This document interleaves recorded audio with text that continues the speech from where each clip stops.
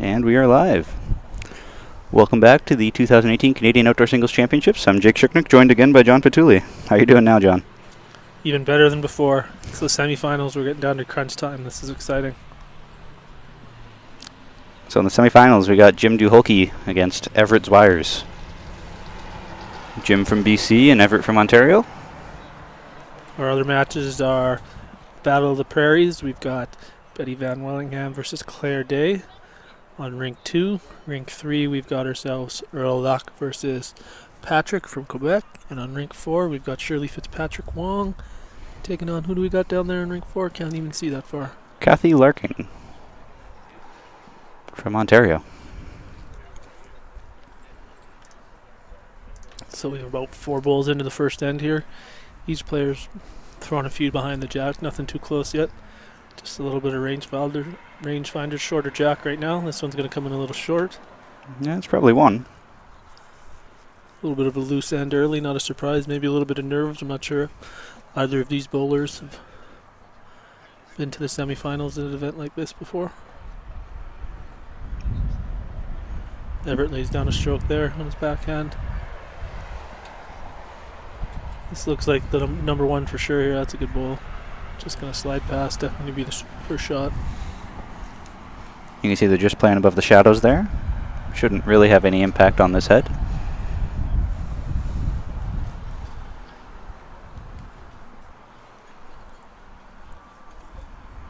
Jim's hard after him. This is a good bowl. Well Trails played. the cat, that'll be number one. One for Jimmy. Everett still has one left. He's going to go down and take a look. Appears to have a couple of good bowling positions there behind the jack. If he can just pick the jack up a couple of feet, could be a nice start for him.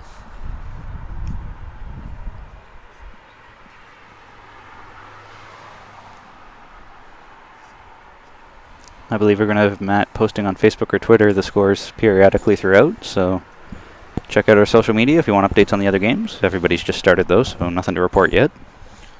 And we all are on one rink now, or one green, so we can sort of see all scores too, so we'll try to keep you posted as best as possible as well. 3 of the 4 scorecards are fairly easy to see from our vantage point.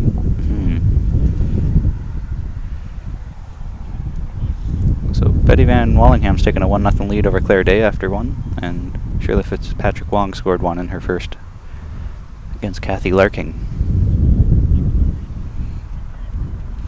Earl has the jack after the first end in his game, so it looks like he scored at least one. Score not yet posted though. Everett stroked it down here. His last bowl appears to be tight. I'm not sure this is going to change anything. No, that shouldn't make much of a difference. Did bump up his opponent's bowl, but I don't think that's enough to get it into the count. So that should be one for Jim to start this game off.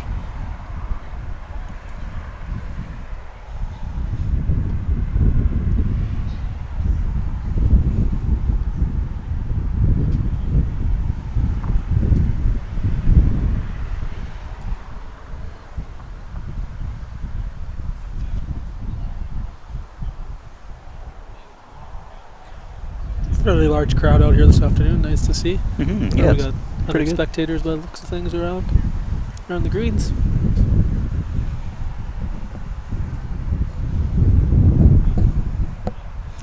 Having been to last year's outdoor singles when it was still open, I'd have to say this is a much bigger crowd than there was last year.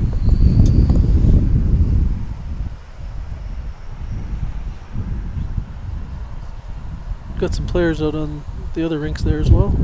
Good to see, getting in some extra practice over there on C&D.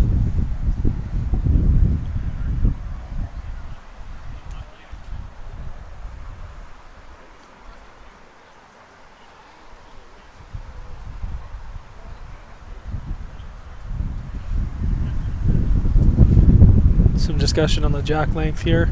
Both players seem to be okay with it now, but Everett was questioning whether or not it was a legal jack. I think that looks plenty fine. Yeah, it seems to be about even a few meters past where it needs to be honest.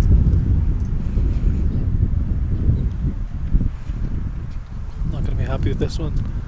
Appears to be about 6 feet light. Maybe about 4 feet. Not quite as bad as originally expected. Still well short. Big chance for Everett here to put his first one on.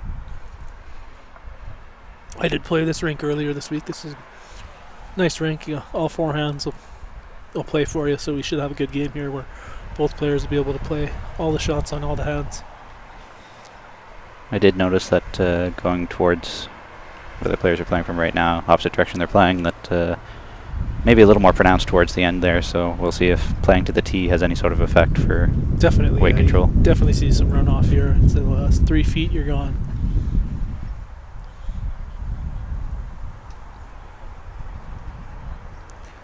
This appears to be a little bit more well weighted. It's going to probably pump his front one in. That'll be one stroke for him right now.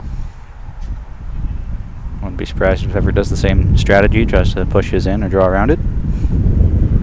Everett has the purple looking bowls that are actually red, white, and blue. Jim has the darker ones. Wind's picked up a bit here this afternoon. That's going to help to keep the players cool. Not to the point where I think it's going to be causing havoc or anything on the gameplay. I think Everett was going for that same strategy, trying to push his in. Missed it, so he's well past. Sure, Jim's going to keep working on his bowl here.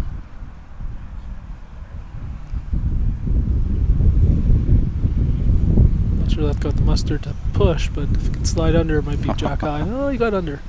That'll probably be in the count. Yeah, that should be 2 for Jim there.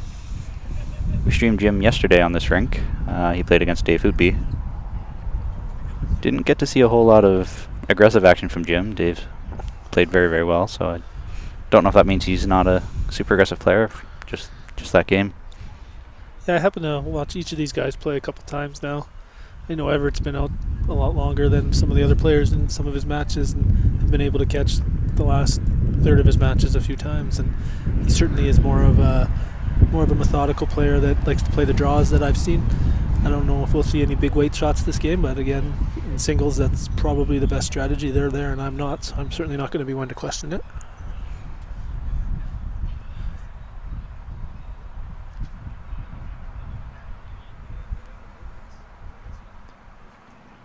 That's another one into the count there, I think.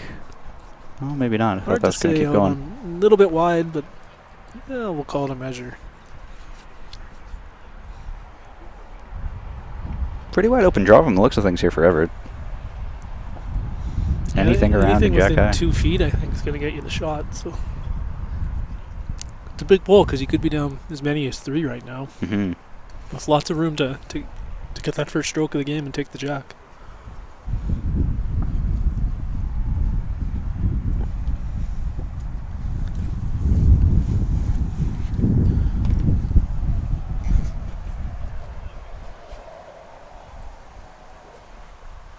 Fully expect him to play a forehand draw here, I think.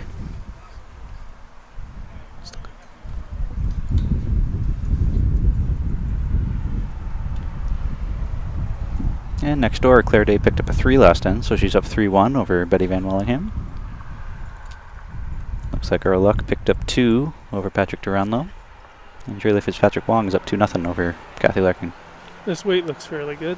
Needs to dig in. Oh, he's going to slide too deep. This could be a big end here. Mm-hmm. It's hard to say from our vantage point. I'm certainly willing to concede 1. Could be as much as 3.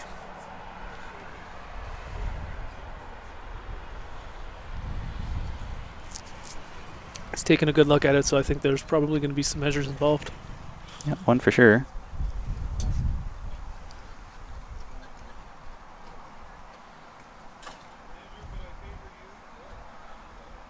Everett was thinking about getting down. There he is. I did overhear him say that it's a measure, but that he favors Jim, so maybe 2 here. It's going to be the count. There's potential that we could have an all-BC final for the men and an all-Manitoba final for the women. Looking around at all the provinces left standing.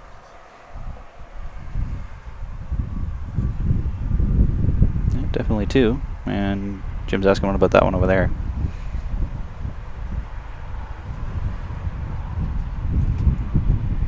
Two strokes they've agreed upon. Veteran club member in your Regina, Garth Sumac, doing the marking for us today. We appreciate that. Garth's been a member of the club for a number of years now. He's actually going to be heading off. Played some senior championships for us in the past. And actually ran his own golf academy. That was his profession. So Wow. I believe he's retired now, doesn't do that anymore, but he had his own, they called it Zumac's Golf Academy. So he was teaching teaching players how to golf. So certainly a lot of correlation, would you say, between golf and lawn bowls in a way? The playing seasons are definitely similar. I guess you could say that it's similar in the sense that what you have to teach, whether it's driving or putting as opposed to driving or drawing in bowls, yeah. Probably have to put in similar amounts of practice hours. Both have different kinds of strokes that you want to deliver. So if you can get your stroke down in lawn bowls, delivery, whatever you want to call it, it's very important. Just like in golf, if you can master that, that's going to help you be a lot more consistent if you've got a consistent delivery, just like you got a consistent swing in golf. So we've got an umpire called here, not sure on the length. So Douglas Norman from our club and George Kibis, the head umpire from British Columbia, are coming out to measure it for us. I don't know about you, but I still think that might be okay. Looks plenty long to me, but might be a tactic maybe to slow things down out of the gate there. Mm-hmm. It's been a pretty quick pace of play here for the first couple of ends, so could just be trying to change things up a little bit. George has got it down. Oh, it's short. Wow. By 0.2 meters, so almost a foot. I don't know if I've ever heard an umpire actually call down what it was. He's been doing that all week, actually, Has he? surprisingly. Yeah. It's kind of nice. I actually kind of like that. Just him, though. Right. I haven't heard any of the other, but George has been letting everybody know the exact distance for each time it's been done. I think I like that quite a bit. I do too, yeah. Especially because if you call the umpire and you thought it was short and it was 23 meters, you know, for next time. Mm-hmm. Gives you an idea of how much more or less you needed. And looks like Everett's playing pretty close tee to tee here. He's going to stretch it out a bit. Yeah. Not quite all the way.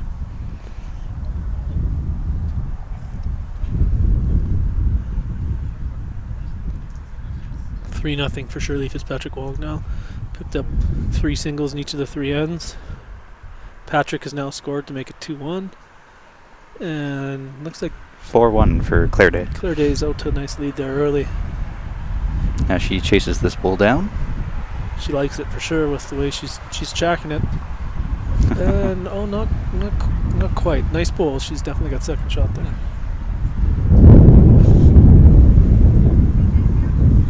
So Jim dropped that one. Couple yards short there.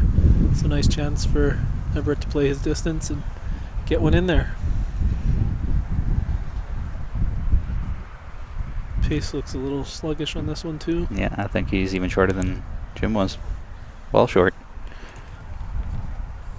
Well, as we've said before, I think there's a bit of a pace difference going one way or the other here. Slightly uphill, downhill, but I don't think it should really impact that much to be quite that short. So both players still just struggling to find their weight on a much, much longer end than what they played before.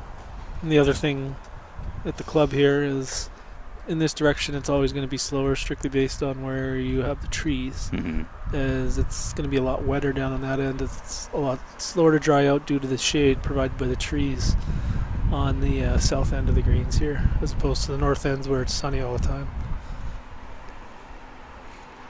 So I haven't, maybe it happens in more clubs across the country, but certainly playing here so often it's fairly easy for us to pick up and we see it quite regularly. So it's no exception today that there will be a bit of a pace difference. It is really, really nice to have all the trees around here to provide shade, so no matter what green you're on, you're getting a little bit of protection.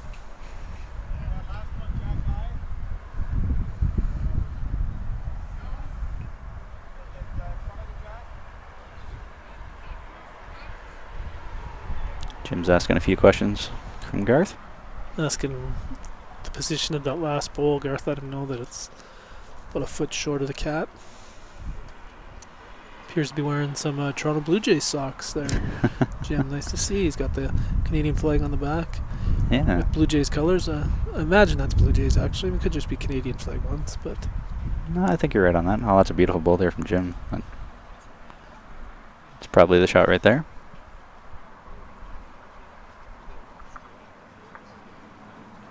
Easy here is going to try and match that now. He's got probably down 2 strokes. So he's going to try and come in there with his bowl and cut him down. Had pretty good weight on his last, just needs to correct the line. Seems to be close here. Is he going to get the cat? Just slide underneath. Just sliding through. Probably still 2 to Jim. And Jim's asking clarification, is it still 2? I would have to think it probably is. Well, to be safe, I wouldn't be surprised if Marcus has 1 and a measure. Yeah, 1 and a measure. Really, Jim just has to play the same bowl. I don't know if I'd change too much. Try to get your draw weight down.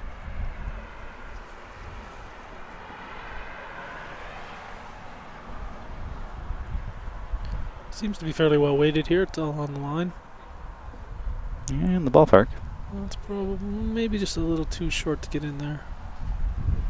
Everett, that seems to be customary after his 3rd bowl, is going to head down to the head and take a look at what's happening, just to make sure he knows what shot he wants to play here on his last. The one time that I did play in Australia, I had a coach tell me that I should always follow my 3rd bowl down no matter what to take a look at the head, and I strongly disagreed with that because there are many times where head's wide open or you already know what shot you're going to play, and I understand why a lot of players do it, but personally I'm not a fan of always doing it. I feel it's very situational.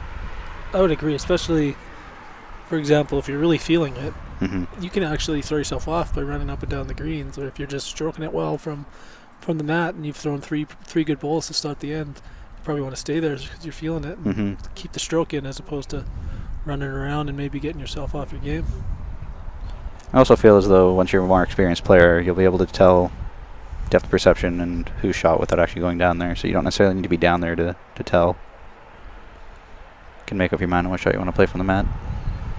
And of course there's good times to come down and take a look, check your angles out and see, make sure your depth perception's not leading you astray and you know what's going on. So I would agree with you, play it by ear. Certainly don't want to do it all the time or never do it, but there's probably a time and a place.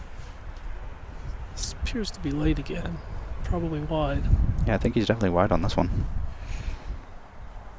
And that's going to be another few strokes, I think, for Jim. Will wait the results of that measure. That's going to be about as good as he could imagine for the first couple ends there, for a start. Well, we saw a similar start last end where Earl Luck got up to a 5-0 or 5-2 start, so we'll see if anything will be different this game, if Jim can keep on trucking or if there'll be a bit of a momentum swing early.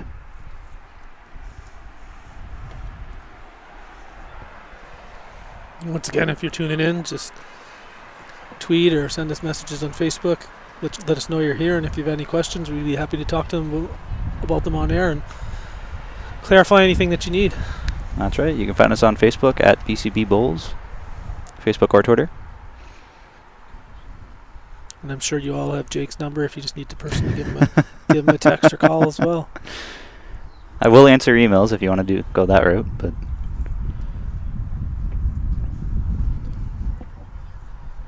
good luck spelling my last name though if you don't already have it in your email calendar. Another great shot by Claire. She's certainly hot out of the gate here. She's definitely putting the pressure on Betty early. Yeah, 4-2 in that game for Claire. Rink next door, they're all tied up at 2 between Patrick and Earl. And down at the end, Shirley Fitzpatrick-Wong has picked up another single to go up 4-0.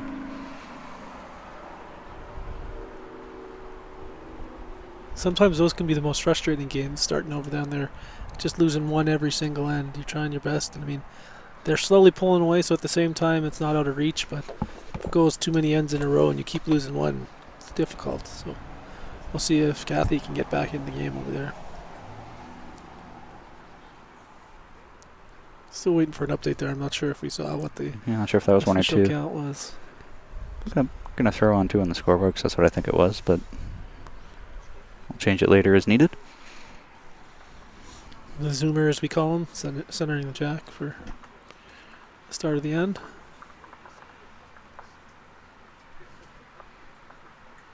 One of the only ones not using that nice jack centerer device that I'm told was made here a few years ago using old golf clubs.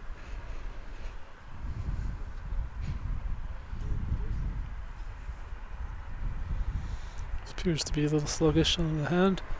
Expected to come in just short. Not too bad though. Not a bad start. Yeah, not terrible. Jim's out there picking up all the leaves off the ground. You're going to be doing that for a long time if you're going to try to get them all.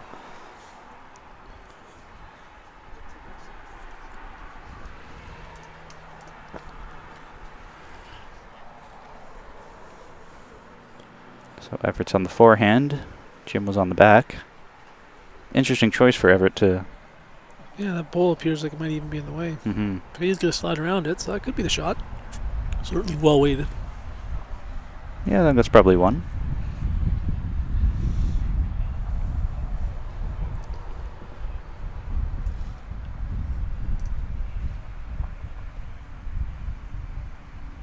This looks like a well-weighted bowl. Just died in a hurry. A little bit wide. Not sure why Everett's changing hands here now. I guess he didn't like the finish on his last one, but... Unless he thinks he can pick the jack up and drag it back to his first bowl. But I agree. Slightly confusing. Weight looks a little heavy, but he could get the jack here and just slide by. Yeah, I guess you're right. He was probably going for the jack. Interesting tactic. Certainly two good bowls in position. Now this end's setting up a lot better for him than the past few have, so it's looking more promising.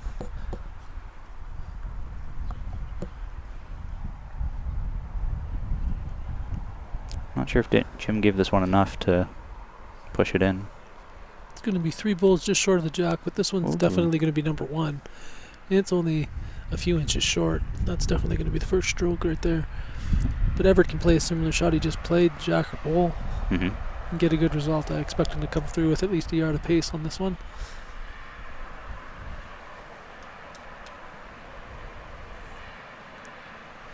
Did he give it enough? He's got enough. I think he's going to slide under. He had that yard of pace, but just a hair narrow. He definitely has 3 bowls there now, I'm sure. Jim's going to try something to at least block the trail or put a position bowl in the back to make it more difficult.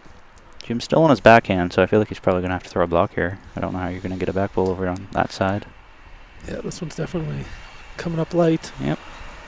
Appears to be in the way as well. So that might be an effective bowl. Everett is customary. He's coming down to take a look here. I think Everett could maybe throw a little bit more weight. You can see the port there through the front. Bowl or jack. You could even use that outside bowl as a guide almost on the way through. So he definitely has some things to work with. If he was a big heater, he could even switch hands and try to just get the bowl clean, but I don't think Everett throws that kind of weight.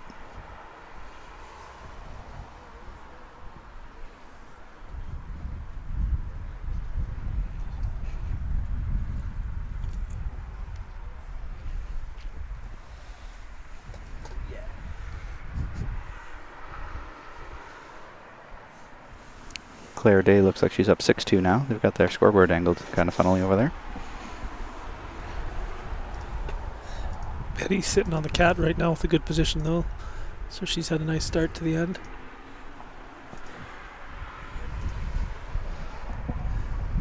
And Shirley Fitzpatrick Wong has finally given up a point. It's 4-1 over there, so we've got 5 singles on that end to start. Interesting that that game's already on the 6th end, whereas our feature match is only on the 4th end here. A little bit different paces to play for those 2 games. And since there are no time limits in the round robin, obviously there's no time limits for the playoff games. This is well weighted. If he's got the jack, he could. Oh, that's a great effort. That's unlucky.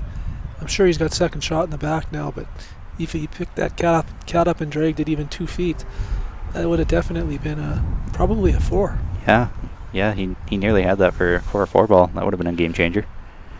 Would have tied things up rather than being down 1.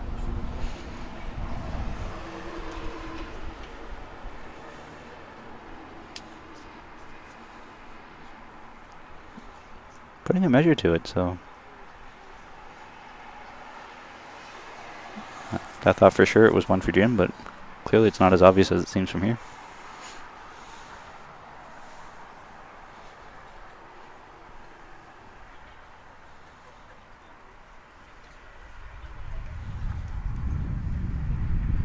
Yeah, not very close actually. I believe that makes it 6-0, but we'll get confirmation on the scoreboard once Garth gets to the other end.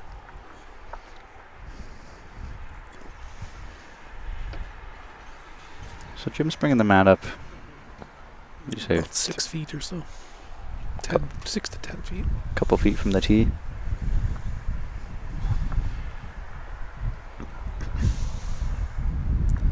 I expect him to stick with that sort of moderate length jack. Mm-hmm. It's been working well for him, mid to longer.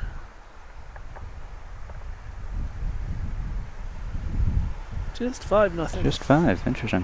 One on each end.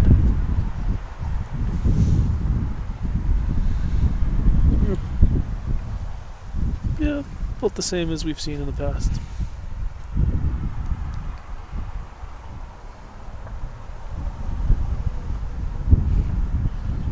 Sure, we'll see if Everett can get the jack. He'll probably try and stretch it out and go full length. Yeah, I wouldn't be surprised if he goes full length.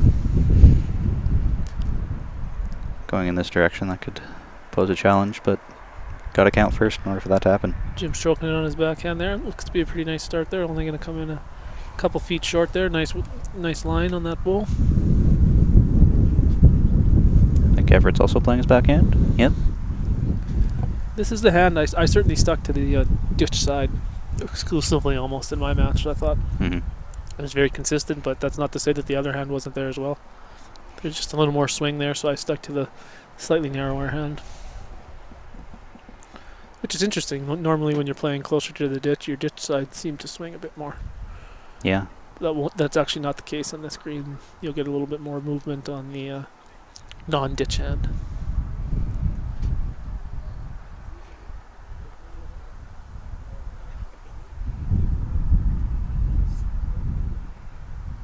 Nice weight, just a little bit wide. Seemed to hang a bit there on him. I didn't want to come back at all.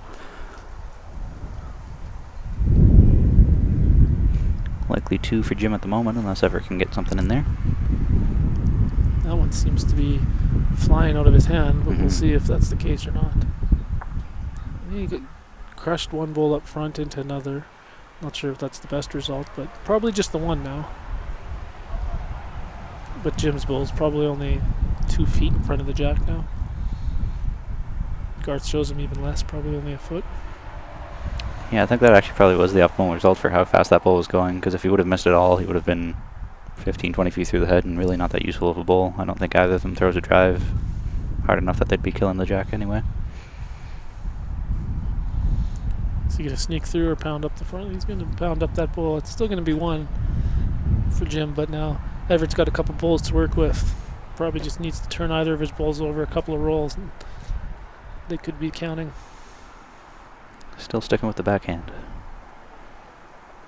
There was one game during the majors of the 4s and pairs, I can't remember which game it was, but the way they hold their bowl from this angle, I can see the bias perfectly, and I knew someone was about to throw a wrong bias before they threw it, but... Oh, he really whipped that one. Wow. He must have been going to play that bowl out. That's the only thing I could see there with that kind of weight that he was looking into.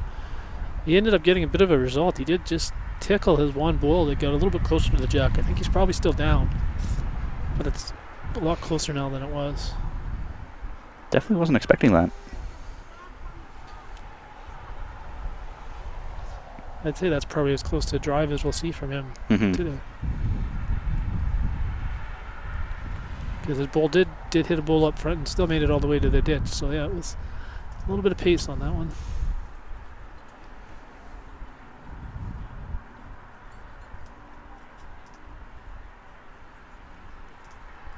All the other games seem to be very close early, which is good. Shirley Fitzpatrick Wong now leads 4-3. So that game's getting closer at each end. Earl Luck is out to a slim 5-4 lead himself. And Betty has just scored 1 to make it 6-3 in her game with Claire Day. So last year at the outdoor singles, Everett was here, and he made it to the round of 16, so he made it to playoffs, and he played against Bob Van Wellingham and lost in a tiebreak there. So already a much better result for Everett than it was last year, in arguably a tougher field.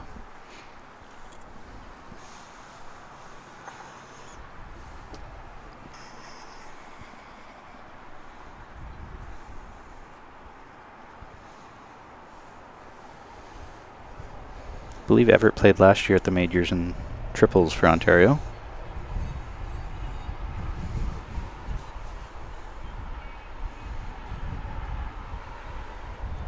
He's electing to go with his backhand again. I wonder if we'll see some weight again. He tried it last time, so I'd be surprised if he changes his shot now, to be honest. And yeah, it looks like he's got some pace coming here. We'll see if he can get a result. Smashed his bowl, pushed one out. I'm not sure if that's going to be enough to get the shot. It'll be interesting. From this angle, I don't think so, but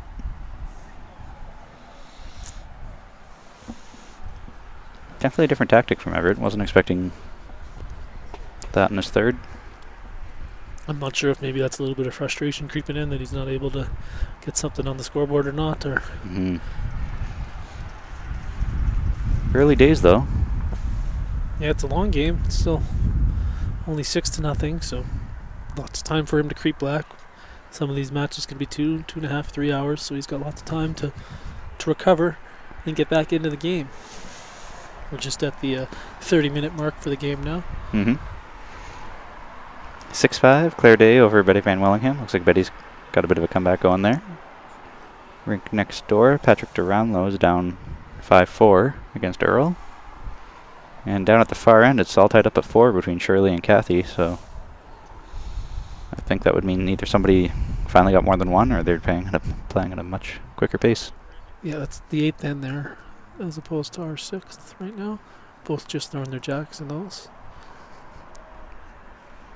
Earl and Patrick just finished their 8th end as well. And Betty and Claire just throw the jack for their 8th end of the match.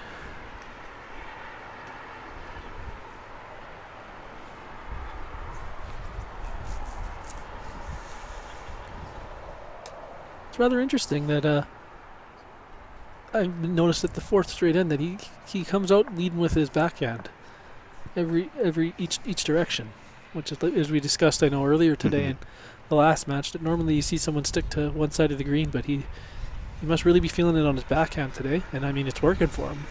Yeah, got him this far right now, and another great start there. Basically, jack high bowl on his first, and they both seem to be doing it for the most part when they have their choice of hands. It's quite narrow here, but good weight.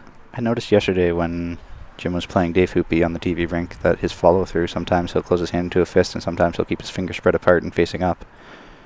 You can see there he didn't quite close it into a fist, almost halfway. Now he closed it. Yeah, that's an interesting. And the speed at which he closes his fist, I think you can usually tell how close or how far away he is, because if it's a bit of a slower close, then he's got a good feel, but if it's a quick close, then it's not quite as close of a bowl as you would expect.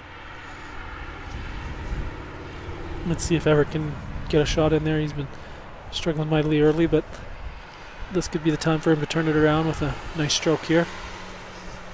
Seems to be a little bit wide here. I'm not sure if it's going to come flying in that far. He does slip into a nice spot in the back there.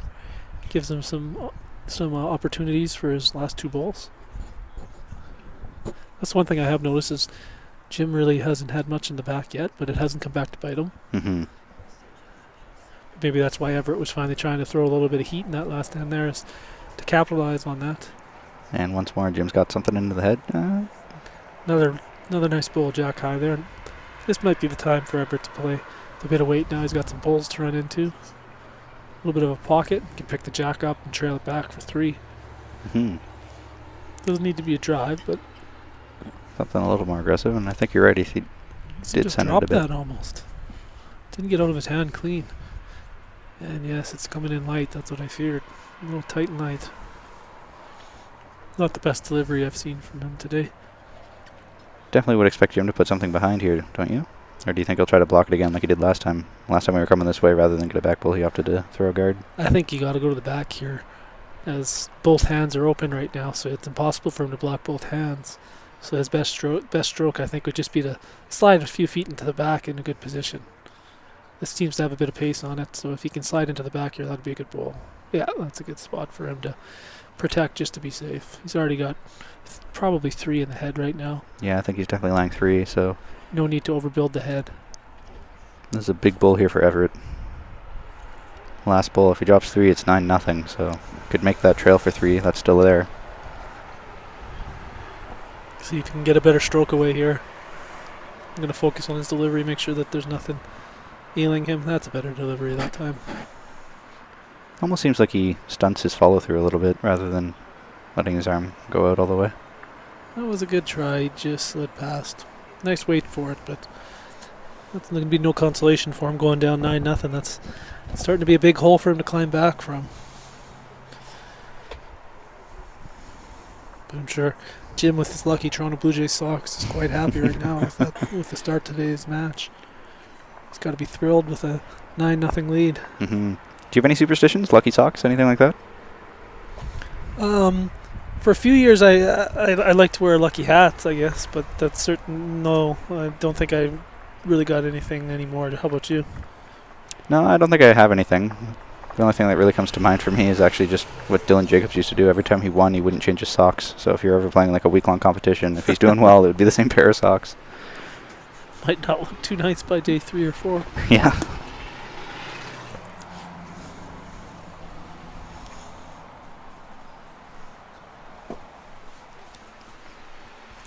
Fully expect Jim here to throw the exact same jack length that we've been seeing so far this game. That seems to be maybe a hair longer than normal. Yeah, prove me wrong on this. This looks to be... That seems to be almost a moderate long length Yeah. as opposed to more moderate short that he's been playing. Wonder why he changed that up, because he's been stroking it well here with a 9-0 lead. I wouldn't really want to change anything. Might have just been a oversight, get a little bit excited out to the lead and just put a little bit too much mustard on that one. He's still on the backhand again, coming back this way. Interesting strategy for sure. That's paying great dividends for him right now. Yeah, the longer distance didn't seem to bother him. That's a nice start. Well weighted, just a hair narrow. Question for you from Kevin Dusselbaum. If you're able to say in words, what's your focus when you're throwing a drive? Do you have a different grip than what you use for draw, foot placement, etc.? Yeah, I have a completely different delivery when throwing a drive as opposed to a draw. So I think it certainly helps if I need to do a drive and then follow it up with a draw, as I'm taking away 2 completely different deliveries so it doesn't throw things off. I do change how I stand. I open up a little bit more. And my grip's pretty similar, to be honest. I don't really change that. How about you?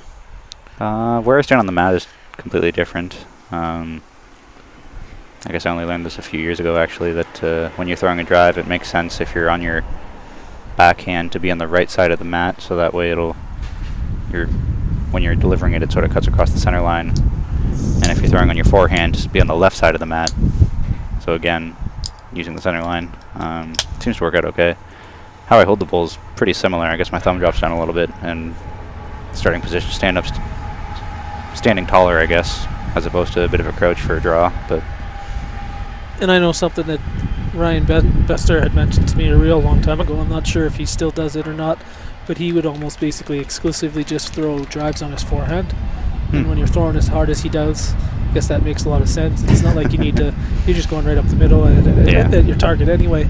So I know for the most part I almost always drive the forehand as well, and it seems to have worked with success for me too. Very rarely will I ever throw a backhand drive, but I guess there's the odd time where sometimes it's not even a drive in some ways, because you got to dull the weight a little bit just to get a little bit of curve around something that might be out front.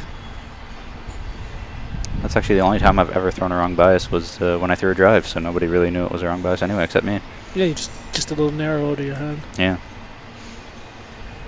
Interestingly enough, Stevie Ogden threw a wrong bias against me this week, so that was funny. Ah. He said it was the first time he's ever thrown a wrong bias at the Nationals.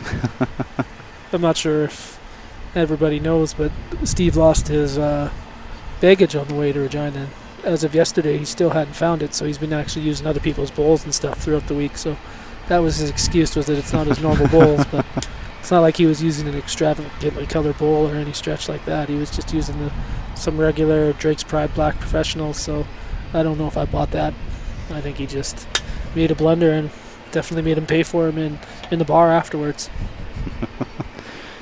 I believe that he lost it on his layover to Toronto, and someone told me that the lost baggage in Toronto, if you lay everything side by side, is 5 miles long. So I don't know if he'll ever find his baggage. 5 miles of junk is going to take a while. We recently took a trip, my wife and I, to Seattle to watch some baseball when the Blue Jays were down there last month, and we had a baggage escapade with Air Canada as well. So it hasn't been the best month for Air Canada by the sounds of it. I actually know of a couple of other people that have had issues traveling with canceled flights and things like that. So I'm surprised, especially given the time of year and stuff, but maybe with the wildfires and stuff out west, that might cause certain things to do with the planes, visibility, those types of things. Certainly the most important thing when you're on a flight is you just want to get there safe. So see if Jim can make a change here in the head, as Everett's currently holding shot, which would be huge for him. Played a little bit of weight, and he's tickled in there. I don't think he got shot, though. I think he's only got second on the side. So Everett's holding 1. This will be a big one for him to finally get the jack back. Not surprisingly, with this little bit longer jack, that could have been a little bit of a strategical error there by Jim, and Everett's capitalized on this little bit longer distance. Especially as you noted last in there that Jim hasn't had any back bowls and Everett always had quite a few, and so throwing a longer end really just seems to favor Everett more so than Jim. They're measuring next door, but at the moment it's 7-6 for Betty Van Wellingham over Claire Day, so she's climbed back to take the lead. It's 9-4 for Earl Luck over Patrick Duranlo, and 6-5 for Shirley Fitzpatrick Wong over Kathy Larking. Everett's chasing this ball down. He likes it a lot. He's sprinting after this ball. He must think it's close. And I don't think so. Yeah, just a little light. Yep. So that'll be 1 for Everett to get him on the board. That's always a concern when it gets out to 7, 8, 9, 10 nothing that you might get skunked, and that's certainly not something that you want to happen. So I'm sure he's happy and a little bit relieved to get that first point on the board. Maybe a little bit of nerves being on the TV rink, semifinals at the Canadian Championships, but hopefully this allows him to calm those nerves and get down and dirty. I think he's for sure happy about that because the players haven't been adjusting the scoreboard at all, except now that Everett got 1, he was quick to go over there and put it up there. I guess he didn't want to leave it at 0 for any longer than it had to be. He turned on the turbo there to get that number 1 up there, to get that 0 off, that ugly 0 off there. So he's got the mat pretty close to the tee. I wouldn't be surprised if the jack comes close to the tee here too and it goes full length. I expect to see either extremely short or he bounced out. He did not like that at all. Very poor delivery. It's going to actually go to basically the same distance that Jim's like it, but you can tell he certainly did not like that. He was banging his foot on the ground. It's poor delivery there. I know when the greens were a little moister down there were some scuff marks on the rink, about half a rink, maybe a full rink over to the left, his right. I don't think there should be any on that rink right now, though. They were using ground sheets yesterday, so it should be fine. He's looking at the ground again, so yeah, this might be something where they need to bring out the ground sheets. He seems to be having some trouble with his deliveries, especially at that end. I'm not sure if it's something to do with his stroke itself, or like you say, maybe something to do with the ground down there that's bothering him. Either way, huge opportunity here for Jim to put something on the jack, lock it on, put some pressure on. Yeah, it couldn't be better for him. Lost the jack, but was still thrown where he wanted it, and his opponent's first bowl came up 7 feet light. The only thing is it forced him onto his forehand rather than his backhand, but clearly it didn't make much of a difference for him. Well weighted, just a hair wide, but nice start. Everett's going to follow suit and change his hands onto his forehand here. Let's check this delivery, see if you can get it all clean. That was a clean delivery that time. Delivery. I wonder how his weight's going to be now, because now he's probably consciously thinking about it. Not bad. He's going to trail the cat. There you go. And that might be something that he just needs to focus on a little bit more, is just getting that clean stroke down. Because when he's stroking it well like that, the results speak for themselves. That's almost a perfect ball there, right onto the cat.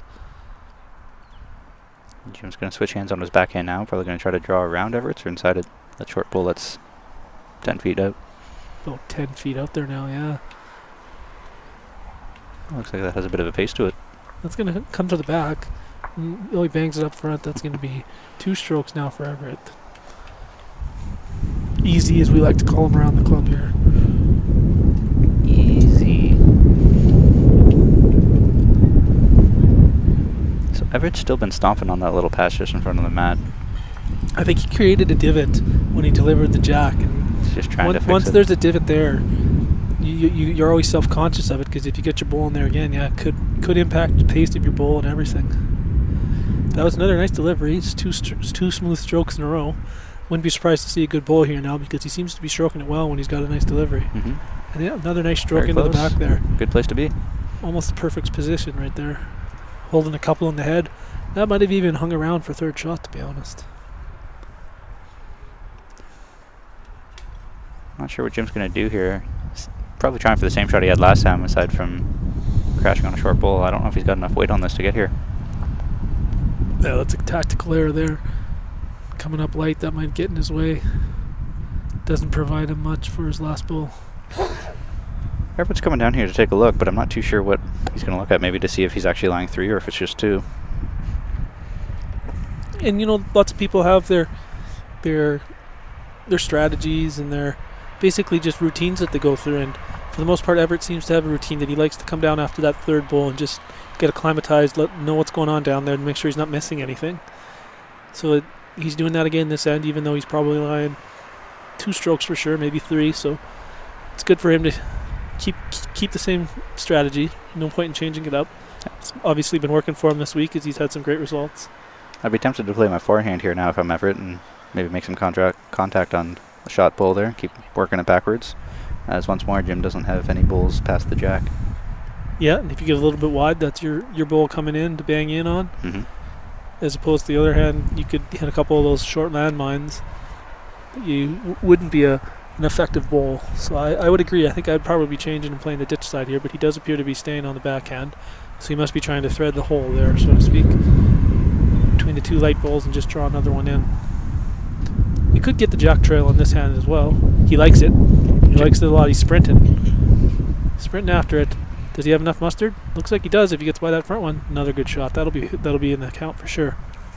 Lying 3, maybe even 4 here. This is a big bull for Jim, as he doesn't have anything past the jack, doesn't really have anything in the head for that matter. Do you draw here to try to cut it down, or do you try to go big? That's a good question. I'm not sure where his short bull lies in relation to the center line. It appears like that could be in his way to play big weight up the middle. But there is some counters on each side of the jack as well, so it could be a little bit of a difficult path for him to get through here. Everything he's going to have to navigate through the maze and hopefully make a big shot. Otherwise, Everett is going to slowly start working his way back in. Aside from his first bowl, with crashing on his 2nd and 3rd, I don't think he's really had a chance to find out if his weight's been close or not. I don't think he threw this again. I think this is light. Yeah, I think you're right. That's surprising. I think it's probably 3. I think that one would be 4th shot.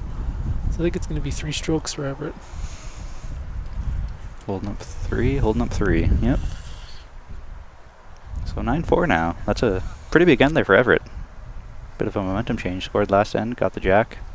We'll see if he decides maybe to stay with that distance. A little bit of an error on the jack throw that worked out marvelously for him, or if he tries to really stretch him out, which is what I think his intention was.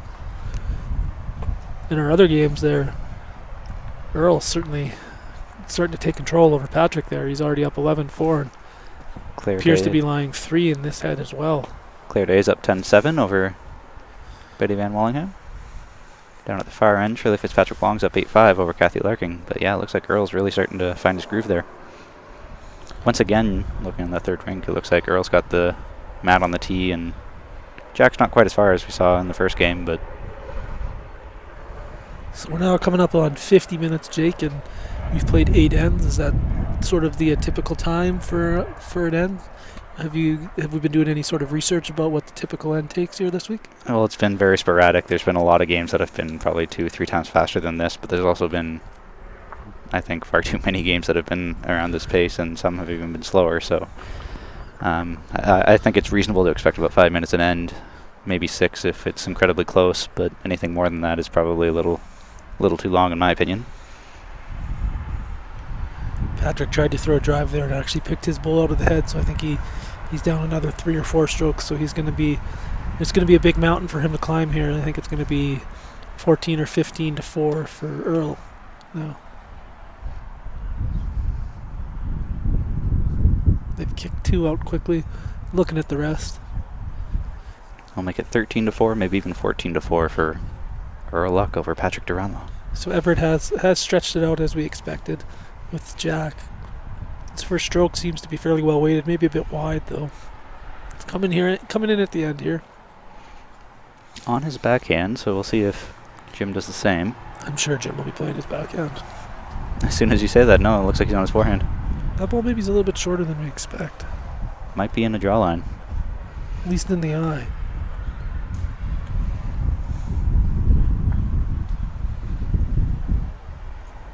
It's not a terrible bowl there from Jim. That's probably shot. Just underneath. I think Everett just needs a little more weight and tighten up the line a little bit. That looked like a very smooth delivery. He has a very deliberate follow-through. Still holding it up. He when he likes it, he seems to either chase his balls or hold his delivery. So that's what I've noticed over these first few ends there. But that one's a little bit steamy. Went to the back there and it almost hit that. Oh, it did, yeah. There it went. I was surprised. I thought maybe he had found a way to keep it on.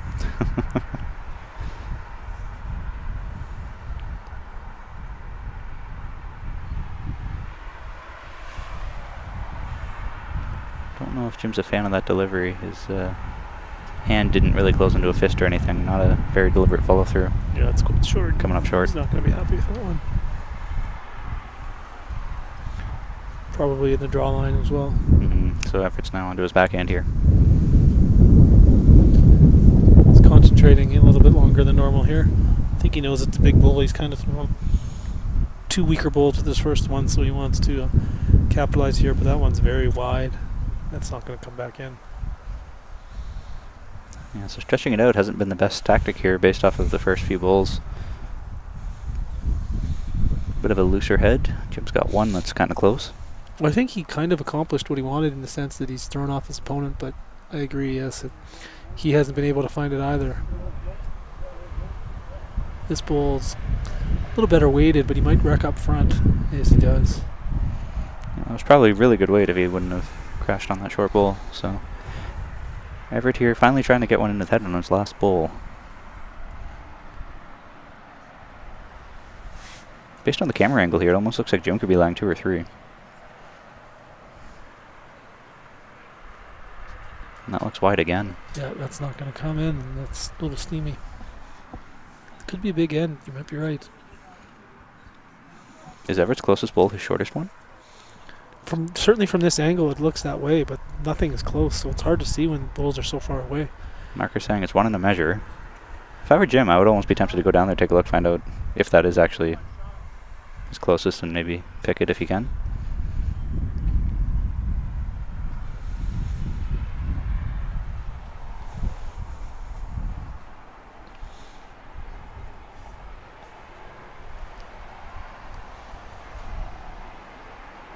Playing on his backhand. That is all him coming in aside from the 1.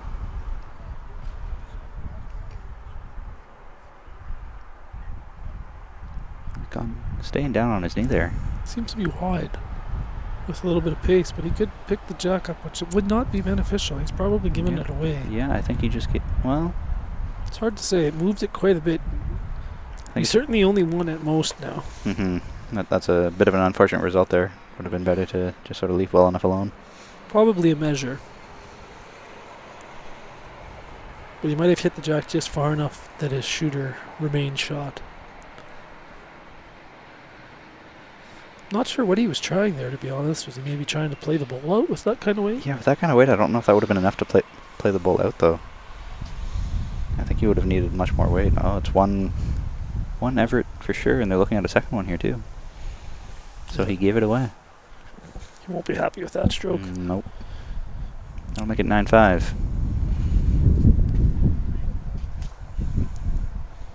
Claire Day up 10-8. Earl Luck up 14-4. Kathy Larkin? No, Shirley Fitzpatrick Wong is up 8-7. That looks to be a very tight game. I think you're right there, though. Unless she draws the jack here, which she did. She did, wow. Great shot. I was going to say it's an 8-8 game, but now it's actually going to be 9-7 with Fitzpatrick Wong drawing the cat clean on her last. That was a big bull, too. From here, it looks like Kathy might have been laying 3 or 4. It looks like it could have been definitely the 2 there for sure, yeah. And those other 2 would be on the fringe with that front bull. You think you're right? Big last bull there from Shirley. Clutch. Claire Day has dropped her first 2 in again. She seems to be stroking it fairly well.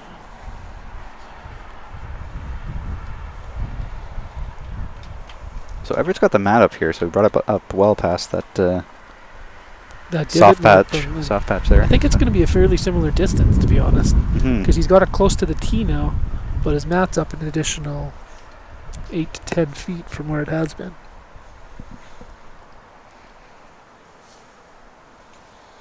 Not surprisingly, starting on the backhand. That seems to be both players' preferred hands for the most part. I wonder if that's because they're just better players on their backhand, not as strong on their forehand, regardless of what the green is giving them.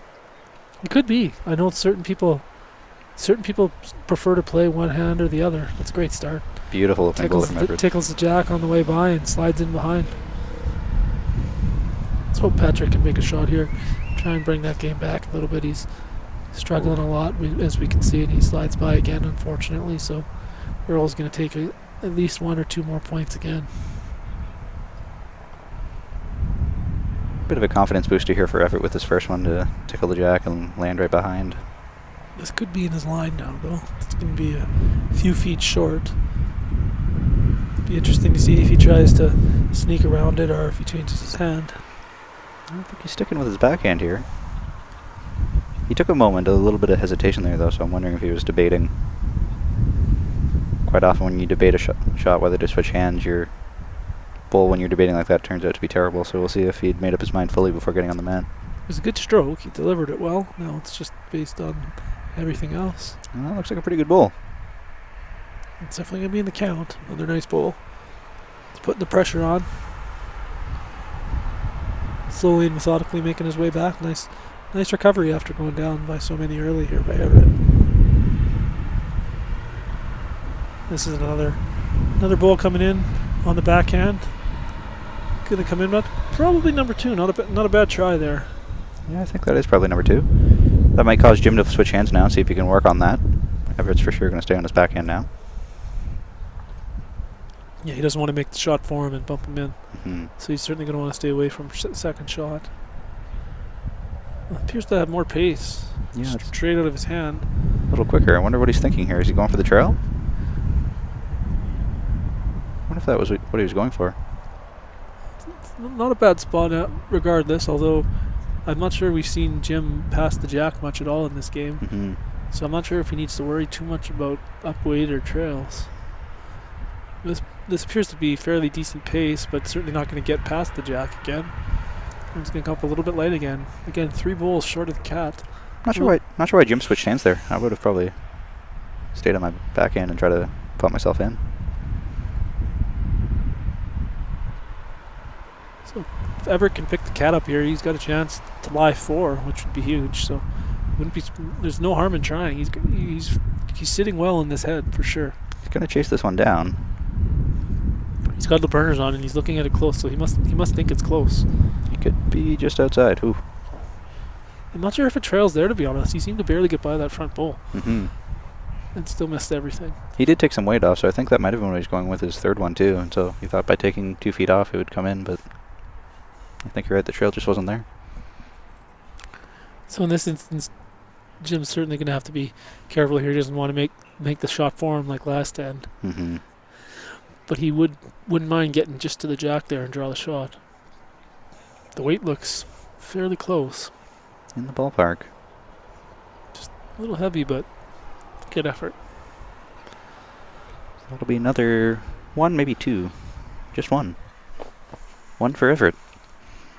Makes it 9-6. So he's hit the 1 hour mark, and we're at 9-6 game. So nice tight game so far, both players.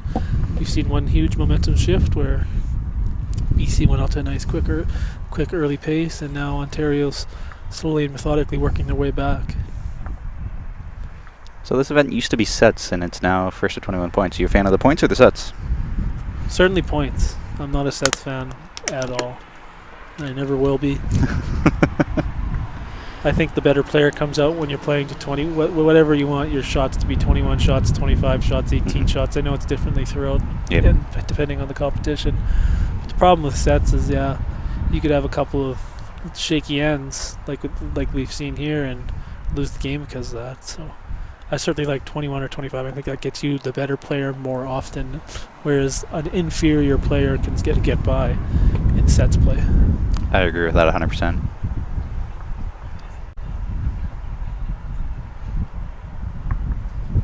I understand the thought process behind set play as well, though, because as we've seen in 21 point play here this week, that some players can be extremely slow, and you could play as many as 40 ends in a game. So if you got those slower players, whereas if you change it to set plays, you know that there's not going to ever be anything more than if you're playing 7 end sets or 9 end sets, you're not going to play any more than 14 or 18 ends. So that's why they would do it, but I think it waters down the game a little bit myself. Another nice start here. He certainly found his stroke lately, which is good to see. Also makes it a little more entertaining for the fans to watch too. Nobody really wants to watch a blowout, but when you're playing to points 21-25 or whatever it is, you can have a 21-2 game, which once someone's up 15-1 is just kind of boring to watch because they're just crushing the other opponent. But in sets, when it resets at the halfway mark, it's a little more entertaining. But as you said, it gives the weaker player a much better chance.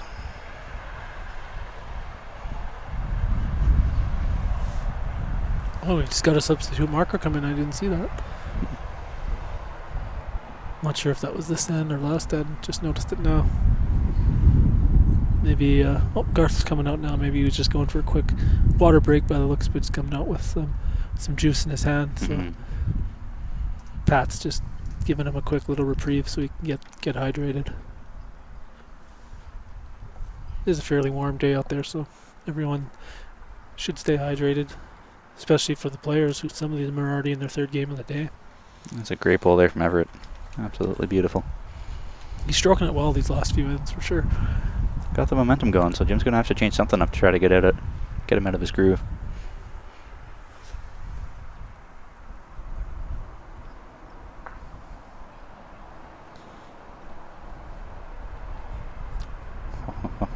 Close. Tickled both bowls, but I don't think he got much of a result. I think Everett's still lying one stroke in the back. Real good game next door. Claire Day is now back up 11-10 over Betty Van Wallingham, so they're in a real tight match. Earl Luck up 17-4, and Shirley Fitzpatrick Wong up 11-7. 3 of the 4 matches appear to be very close, unfortunately. I think Patrick's given up a couple more in that game. Certainly not what he was looking for coming out.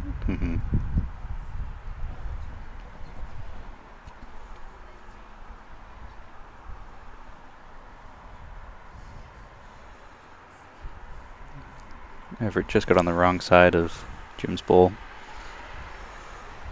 Still very wide open draw here. Closest bowl is probably a good mat length away.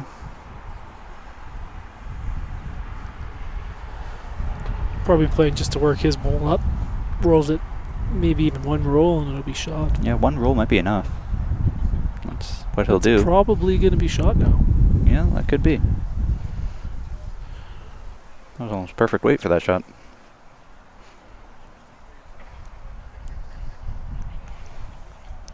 I suppose Everett could try to trail it, but I don't see much more than just a draw here. Especially if he's still lying shot. Because he could be, if he's lying shot, he could have 2nd, 3rd, and 4th shot again. So if he tries to play that trail weight, he could chip his own out and go down a few. Terry O'Neill is watching the stream from the Toronto airport after 3 missed flights. Is this the longest day of your life? Great job, guys. Let me guess, is he flying Air Canada? I think he must be. Wouldn't surprise me at all. 3 missed flights. Yikes. Well, Terry, I hope you're enjoying YYZ.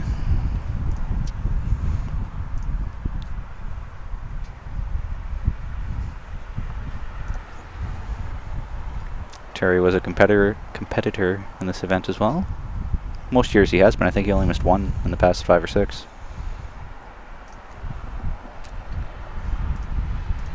Easy stroking it down now. Playing his forehand. He likes it. He's sprinting after it again. Although this one looks like it doesn't have enough mustard to get to the head. And it will come up late. So this could be interesting. If there's ever time for Jim to pick up his weight, it might be now to try and play that ball out. Yeah, if he can roll that ball through, could be landing a few. Not a lot of danger here either, unless he's already lying at least 1, because it could be a 4-point swing if he's down in the head. Hit and stick, even 5. Could switch from 1 down to 4 up. Although he's playing the other hand. I guess Terry just likes to sleep on the couches at the airport, so he's not flying anything. He fell asleep twice.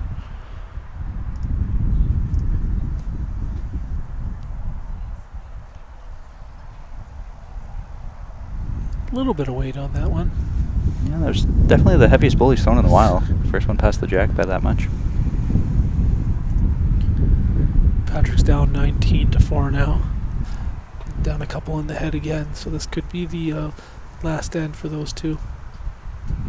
I think Earl can smell the roses there. That could be a very tricky thing to be on, though. Once you get to that 17, 18, 19, you know you can win it in any given end, and you start thinking about the score rather than rolling good bulls. But he's thrown a couple of beauties to start, so he doesn't appear to have gotten ahead of himself.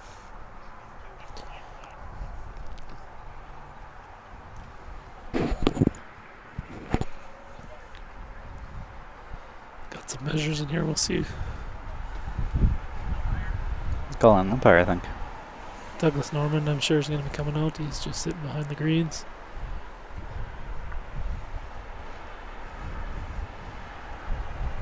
Looks like rink next door, Claire Day and Betty Van Wellingham, they've been using the New Zealand, Australian, Alberta tactic of just using one mat. One for Claire to make it 12-10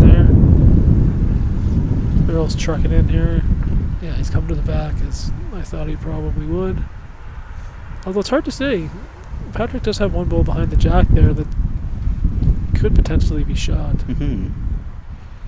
Which would be big if he could fight. He certainly needs to score here. He can't afford to give up any more points with his opponent already at 19.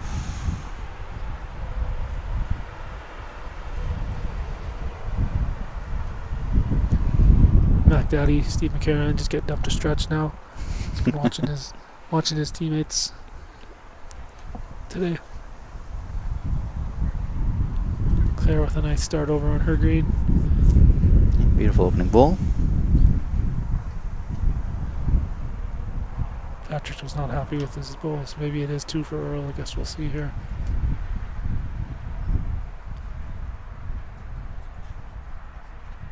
Doug Norman's taking quite a bit of time here measuring this, so it must be much closer than at first glance. As always, if you want to get in touch with us, ask us a question, reach out to us on Facebook or Twitter, at BCB Bulls on Twitter or BCB Official on Facebook. Daryl Fitzgerald, if you're out there, we'd love to hear from you. Let us know your thoughts on the game so far. Yeah, normally John Siteman's the really active one on social media asking questions, but since he's here, he's not as active on Twitter to flood our feed with questions and comments.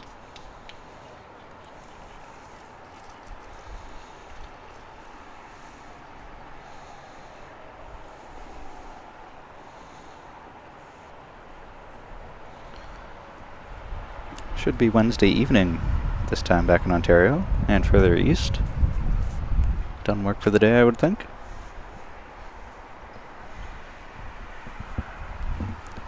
George Cubas got up and is walking down this way. I wonder if he might need to go down and assist Doug Norman on this just because it's very close. No, Doug made a decision. Picked out the black bull. So it'd be BC. I think that was for first shot. For second shot, it was two. That. So Jim should be happy with that because that'll finally get him the map back. He can finally change the length up back to that length that he likes. Good for Patrick. He was able to score the one there to make it 19-5, and now he's thrown his first bull in the next end right on the jack. So that's good to see. Beauty.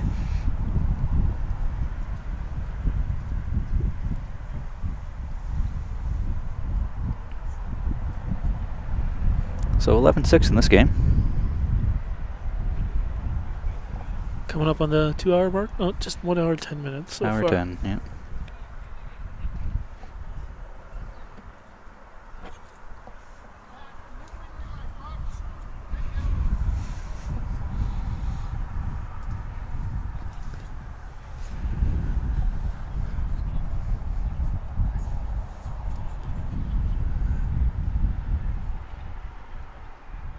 Shirley's starting to stretch out her lead over there. Yeah, 15-7 now. She's got 2 within a foot or two of her first 2 pulls again. Oh, Although Great shot there by Ontario to take first shot again. Great opening goal here from Jim. So throughout the week, you've been here for a week now, Jake. What do you think your biggest memory of Regina is going to be? I said it as soon as I checked into the hotel. Getting that warm cookie at the hotel was delightful. I've never had a check-in experience like that. But being here at the Greens has been fantastic. When I first started at Bulls Canada, the very first majors I went to was at the Commonwealth Club in Alberta, and that was a 4-decker. And then last year's Wanda Fuca, which was a 4-decker. And then being here at the last 4-decker we have here in Canada was quite the delight for me to be able to see all three of them in back-to-back-to-back years. I'm not sure if I can really pinpoint it down to just one memory of Regina. Probably the people. It's actually been super duper friendly, something I'm not used to from Ottawa.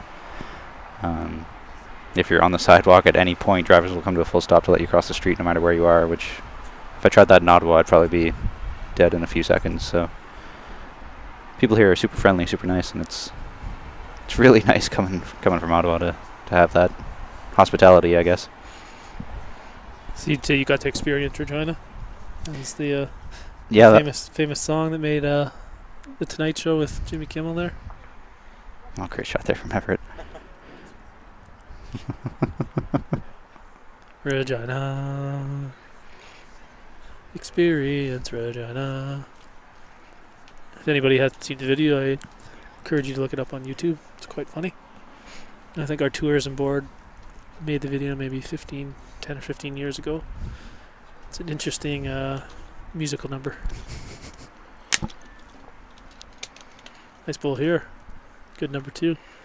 Just shy of what he needed to do.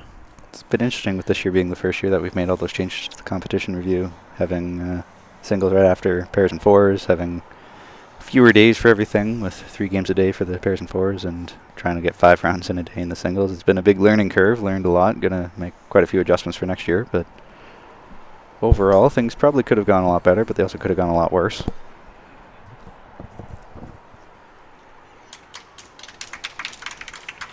And I think that's the game. Earl Luck picking up the win over Patrick Duranlo. Based on that round of applause, I would think. Just surprising. It appears like it's just one. Yeah, it looks like it's just one.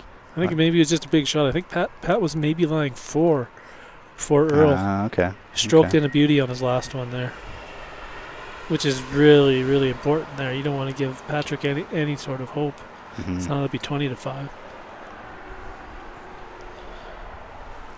Yeah, no, for next year I think we might actually switch the order of events, have singles before pairs and fours, see if we can have maybe a bigger crowd to watch the singles finals and maybe include the singles in the team trophies again. So we'll make a few adjustments for next year. That's definitely not a written in stone suggestion, but that's something that I'd probably like to see done. Congratulations goes out again to Saskatchewan for winning the Cy English Trophy again. That was a great win for Saskatchewan there. A and B, or Saskatchewan A and fours and pairs finishing first, second in their pools. It's the 3rd or 4th time I've been able to win that trophy. I mean, it's fun to win. It's fun to win for sure, but I think that one might be the most fun to win, to be honest, because it's a full team effort. It's not just one team; it's the entire province that's winning that, and it feels really fun. So certainly a highlight to win that trophy, and I know the Lady Alexander is really coveted on the women's side as well. I believe that went to, was it Alberta this year? Yeah, it was Alberta. Certainly helps when you have an all-Alberta final in the women's pairs, B versus A.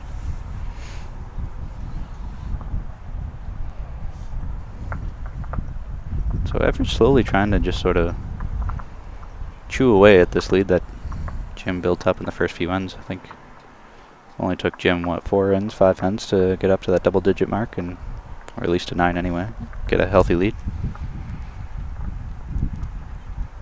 If I had to guess, I'd say that Everett's probably counted a lot more ends than Jim has. So right now, it's looking like Earl could finish this game this end, whereas this game could be another 1.5 hours, 2 hours long before it's done, because it's been a really, really close match.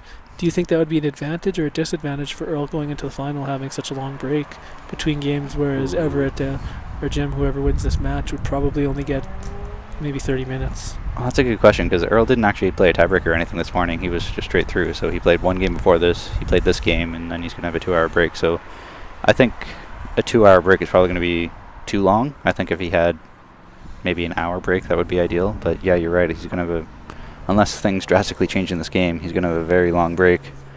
And that might be to his detriment.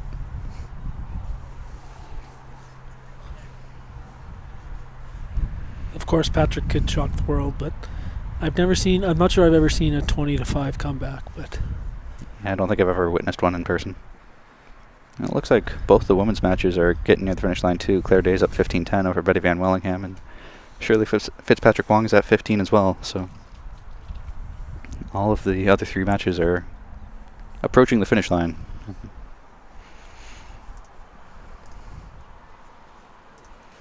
What a great delivery there by Jim. Kind of spiked it into the ground. I'd be surprised if that gets to the head. My guess is it'll be light. Yeah, I think you're right on that. Almost the exact same as Everett's there. Could be a sign of fatigue too. These are a lot of balls you're throwing in these matches, so sometimes it could just be even a slight little mental lapse, not getting down, not following through like you need to on every single ball. Everett's got a lot more gas on this one, but I'm guessing it's going to slide by. So Everett actually had to play a tiebreaker this morning against Daryl Hanoski as well. Meanwhile, I don't think Jim did. So I think Jim finished first in his pool, if I yeah, he did. He correctly. finished 4-1. His only loss coming to Dave Hoopy, which we televised. Another tight ball, a little better weighted. That's probably shot. Yeah, that's definitely number 1. Although there's nothing too close still. It's still fairly loose head.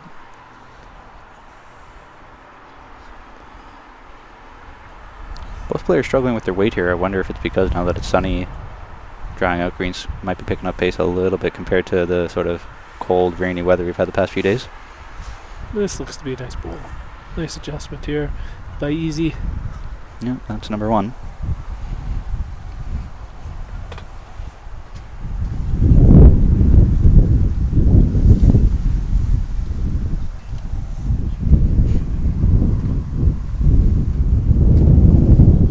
Like Jim bounced that ball a little bit, but it's still past the jack. Which we haven't seen much of. Mm-hmm. Wonder if he was looking to just sort of roll it through. He's certainly not. He's disgusted, actually. Yeah, he's not happy with that at all. Don't see a lot of emotion from him there, so it's interesting to see on that last one. I think that's a big aspect of singles too, is trying to sort of hide your emotions. I know when I play singles, if I see someone getting upset like that, then I'm 10 times more confident than I was before. Yeah, as soon as you can see that you're in your opponent's head, that's half the battle for sure. Mm-hmm.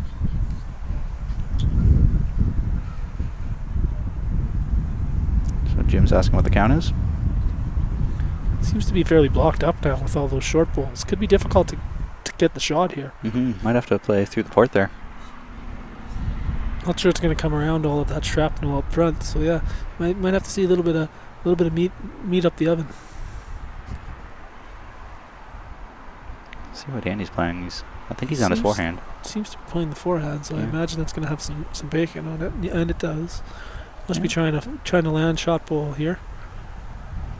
And he did. Great stroke. Beautiful stroke right there. Great shot. I'm not sure if he'll just get one or if he'll get a couple out of that. Yeah, it's quite loose now with all those other balls missing. Certainly from my vantage point, it looks like 2, but it's hard to say how short those short balls of Everett's are. Looking 2 rinks over, Patrick still staying alive, 26, and just locked his first one toucher right behind the jack. Good for him. Sticking alive, I like it. He had a nice performance with the Quebec men's fours team this week, and he's gone a long way in the pairs, or in the singles, I mean, sorry. So he's certainly done himself and his province proud this week. Behind his rink is Maurice and Muriel Beauchamp. Both of them, I believe, were coaches of his when he first started, so they got him into competition play, and I guess you could say they groomed him, tried to bring him along, bring him out, and so it's a huge feather in their hat to be able to see someone that they helped coach get involved to be at this level.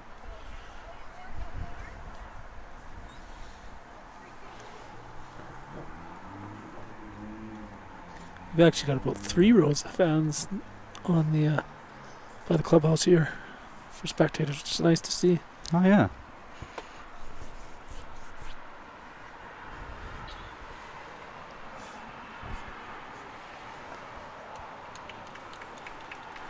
got the meter sticks out to take the measurements here. Let's see who's got the shot pole.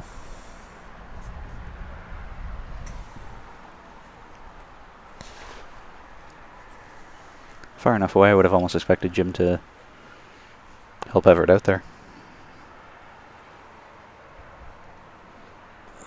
This is interesting. They've gotten up now. Mm-hmm. Maybe they've called on the umpire. Douglas Norman's stepping onto the green. Yep, they have called Doug to come out and take a measure. That could be a measure for 3, actually. They're measuring those short bowls. Yeah. I didn't even think that the third bowl was in there. No, I didn't think that was going to have a chance at all. I didn't see if they took the back bowl out because it was shot or not. So. Well, we've got 3 umpires congregating now around here. We've got Doug in the head, George coming down, and Mason right behind, ready to come out if need be too. So they are ready and waiting to help.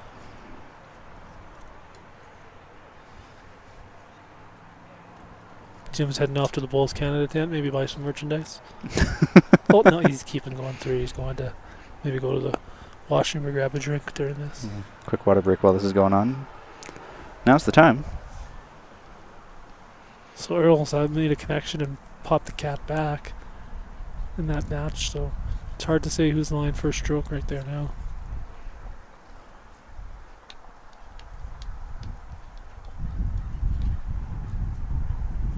(15-11). Shirley Fitzpatrick Wong's up over Kathy Larking, and I've noticed that Steve McCarahan got up and is now standing directly behind that rink, whereas before he was at the other end of the green. So that maybe has helped her, because she certainly has made a bit of a comeback. Yeah, she has. I wonder if he's actually said anything, or if she's just noticed him standing there and that was enough to get her going. I wouldn't be surprised if Mac Daddy had some words of encouragement. He certainly has. It's been around the block a few times. He knows his stuff, so maybe he picked something up there. Whether maybe it was something in her delivery, or maybe just something strategical that they could use to their advantage, and helped her out there, because she certainly has gone on a bit of a streak, and she scored again this end. So yeah, she's rolling the jack here. I wonder if it had something to do with mat placement too. Matt's back now. I noticed before that Shirley had the mat up quite a bit. Yeah, it could have just been strategical in nature. I'm certainly not privy to what may or may not have been said, but it is interesting that she's gone on a bit of a run now since Mac Daddy is congregated behind the head there. I think I saw Everett pointing 3 fingers. I don't know if you want to put that on the scoreboard, but I'm pretty sure that's what I saw. Yeah, I don't think he'll want to update that very fast if that's the case, although he is going to the scoreboard now. Slowly meandering over. I guess he's just waiting for Jim to come back from the water break. So yeah, 14-7. 14-7. Jim's coming back to the Bulls Canada tent there. Picked himself up a blazer. No, he's going to roll the cat. George just about to come by, so we'll commend him for his great measuring there as he walks past us. Did a great job on that measure. Great work on that measure. Well done. As always, George doing a fantastic job. He's had a very long week here too. Been here for the past 8 or 9 days, I think. So, and we certainly cannot underestimate what the volunteers, the umpires, everybody's doing here. Is with the change in format this year. Not only has it been a little bit harder on the players playing those longer days, but it certainly asks a lot more, and we cannot thank our volunteers and the umpires enough, as they're out here before competition begins, and some of them are staying until after it ends. Open the club up, get the greens ready and everything. So fantastic job done by all of them this week. Absolutely. Can't say thank you enough.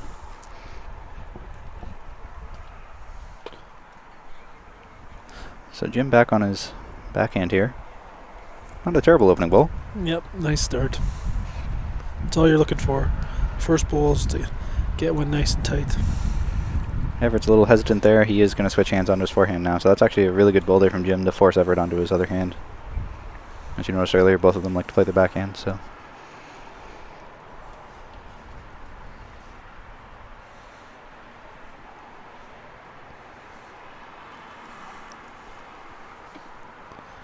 quite light. He's not going to be happy with this first bowl. No. It's what me and our teammates like to call a she-bow when we deliver. And then if we ever have a really lucky bowl, we call it a Lee bowl because it's lucky. So just some she-bow and Lee bow comments that we use to discuss our bowls amongst the team. Another good bowl here from Jim. Beautiful. That's very well bowled. Beautiful. Yeah. 2 beauties to start it off, and he appeared to me be even tickle the jack behind his front one, so it might be even shielded from Everett's eye now. Everett staying on his forehand, going to need a little bit more weight now. Certainly doesn't want to come up light here. At minimum, he wants to give himself a back bowl. But he didn't come out of his hand good there. I wouldn't be surprised if this comes up light again, to be honest, just off of the delivery. And you are completely right. And now with that round of applause, Earl Luck has defeated Patrick Duranlo 21-6. So Earl's going to be able to go into the clubhouse, have himself a nap, grab himself maybe a few beverages, get rehydrated with some water and Gatorade, and get ready for the final. Patrick's going to be ready to come out for the bronze medal too. I know it's going to be a big match for him as well. And Jim's lying 3 here now, so this is a big bull here coming up from Everett. Still plenty of room to draw a second shot, though, even if you can't see the jack or if you can't quite see getting shot. Second shot is still very manageable. There's a lot to run into, too. I'm surprised he's not switching hands here, to be honest. I'm just playing almost the push-follow weight. Push any of those bulls and follow in, or come through the hole and take the jack. Playing that perfect draw after you've duffed a couple short can be difficult, so let's see if he's able to make the adjustment. Definitely upped his weight here. This looks like a good bull. And that a shot itself? He's certainly proved me wrong. That's why he's there and I'm not.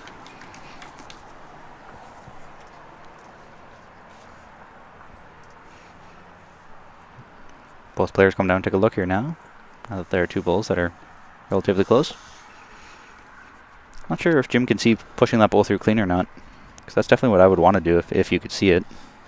It's hard to say with wherever its 2 short bulls are, if there's way to get at those bulls. Certainly if he could come from the right side of the green there, he'd have the bump, or if he could slide underneath and just tap that bull out, yeah, he could be lying 3 or 4. And if he's a little bit wide, he could still get a result by tapping his bulls into the jack. So that might be the shot to play, unless there's just a clear path on the same path that Everett drew on.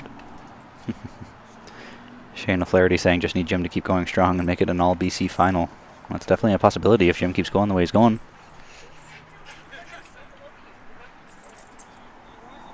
We've got a dog in the crowd here now, so not just human beings coming to watch. She appears to be quite excited, so she must be excited with the play that's going on the greens. And Jim is narrow inside on that, but I think he was definitely doing the... He did change the hand, which is the hand I thought I would have came from there. Oh, wow, that dog's got some energy. Giving a Saskatchewan player, Anita, a big hug behind the green right now.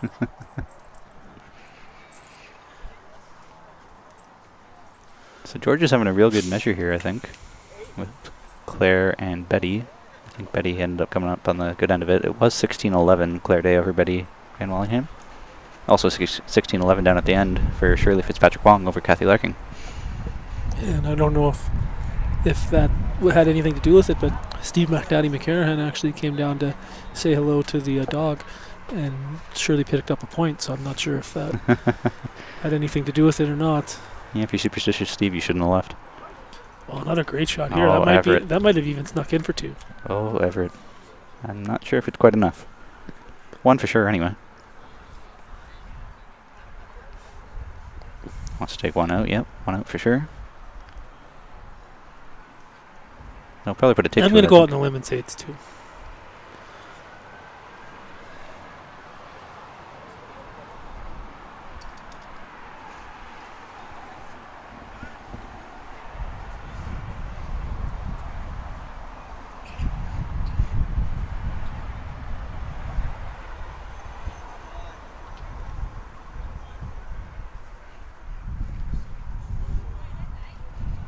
Yep, 2 strokes. Yep. 2. That'll make it 14-9. Just hitting the 1.5 hour mark here. Quick 90 minutes has transpired, and 14-9 is our score.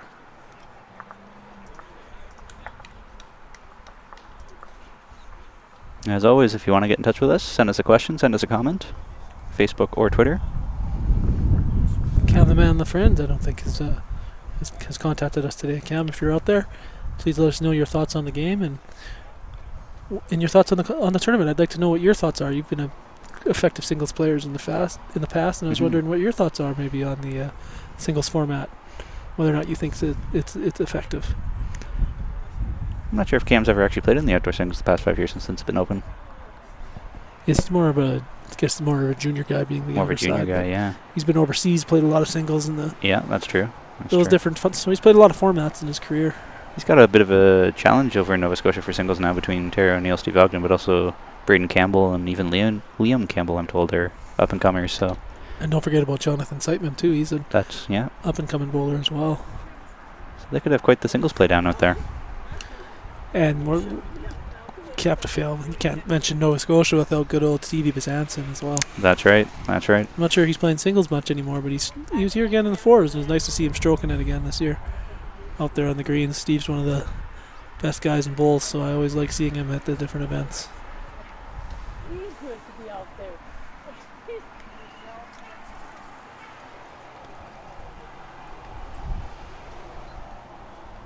Not a terrible opening bowl there from Everett. Claire Day with a beautiful trail on hers there. Both players still opting to play on their back end with their first bowls here. Jim's through the house. Well through the house. Wow. Just to the back 12 foot there.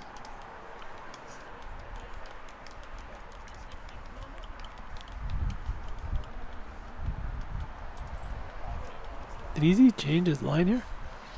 Appears to be coming in the opposite hand. Yeah, he's changing hands here. Must not have been happy with the way that first ball hung out on him. Maybe he's found a little bit of a ridge at this distance. See, that's kind of strange. I would have expected him to just tighten up the line a little bit.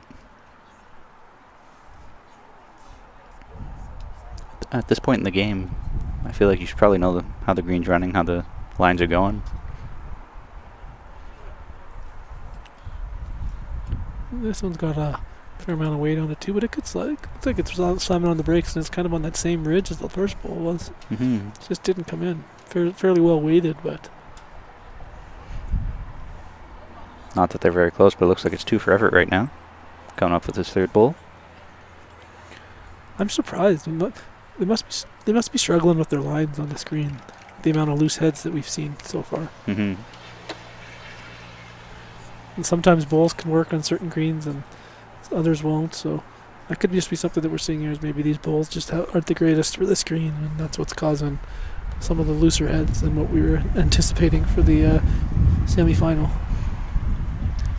A little bit of a poor stroke again out of his hand. He dumped it, but it does appear to still have enough weight on it. So it's going to be a good bowl still. So it might be a good thing he dumped it, because that's probably shot. Yeah, almost drew it clean actually. Wow. Not sure if Everett can see it, but if he could pick the bowl, he could be laying 3 or 4 here. Not sure how you'd pick it without moving the jack though.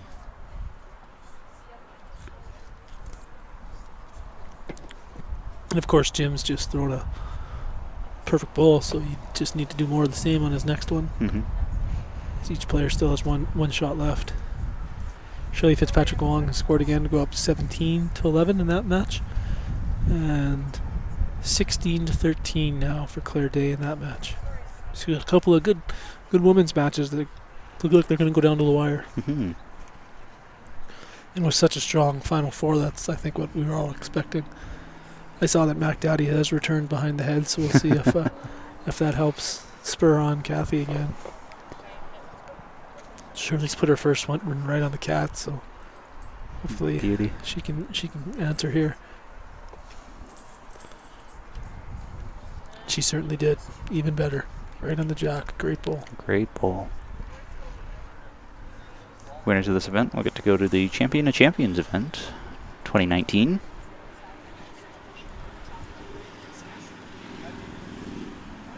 In Adelaide, South Africa, I think they said in the opening ceremonies. Yeah, a little bit of a mispronunciation there, South Australia. And Everett just missed.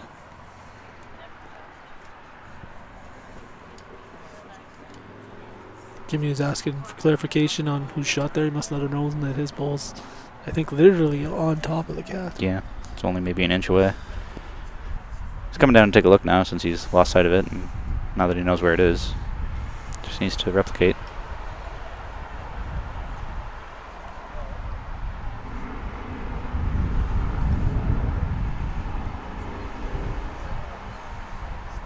Didn't notice till now, but Jim's using a wet towel as well. I guess he probably uses that to help grip the bowl.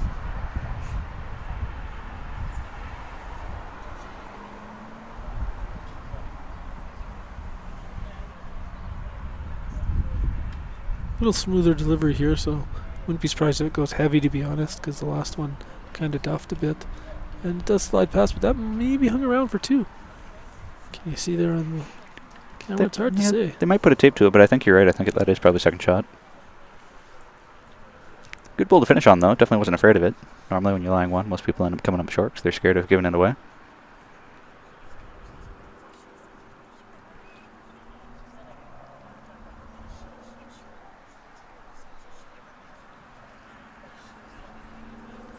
Not even going to put a tape to it there. Quick to concede.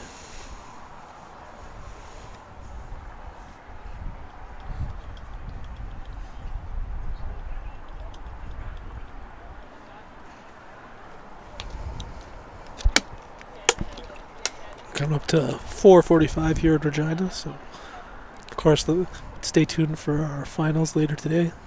Time to be determined based on the end of these conclusion of these games, as we'll want to give the players a few minutes to recuperate, have something to eat and something to drink. I wouldn't be surprised if it's not till 5:30, 6 o'clock before we get the finals underway.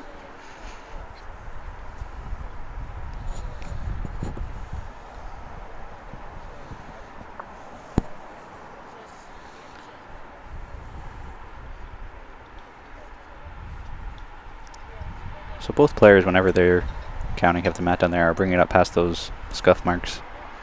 Not any further, though. Both of them have put it about the same place. Kind of surprised by that. I guess I would have expected in a semifinal to see a little more mat movement. Yeah.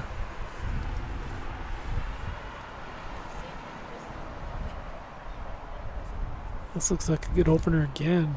And just inside. Sliding past the cat. Still a good spot there. Yeah, just a yard by. Gotta be happy with that opening bowl. First half of the game, Jim didn't have any bowls past the jack. Now it seems he's finally able to get them just through.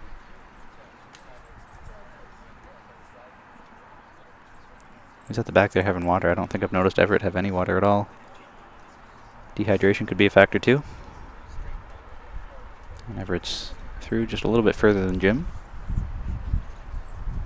Good line, so it's not going to be hard for him to adjust off that one. Just take off 3 or 4 feet and he'll be throwing right on the cat.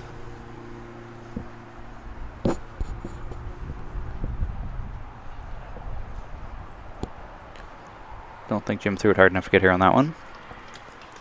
Beautiful last bowl by Claire Day. She actually started fist pumping coming down the green. That was nice to see. She's very happy with that.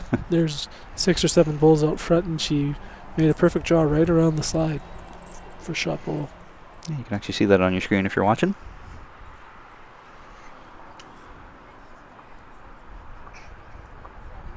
I think Everett's got a well-placed bowl here. Needs to keep trucking. That's awful close, though. I think that's probably number 1.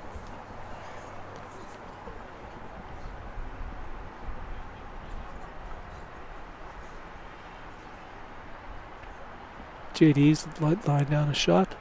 Speaking of another JD, there's speculation that Josh Donaldson from the Blue Jays could be traded in the next couple days, so stay tuned to Bulls Canada Twitter feed for results on that. No, yeah. I'm not sure you guys will give the update. I'm sure Matt will be all over that. He'll post something, I'm sure.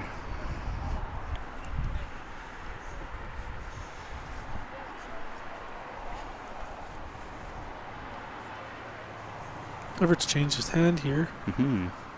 Not sure why. Maybe those front bowls kind of in his eye. Really shouldn't be, though. Should be very easy to draw around those. They appear to be on the center line. Weight's good here. That's going to be in the count. Well, that'll be number 2. Very well bowed.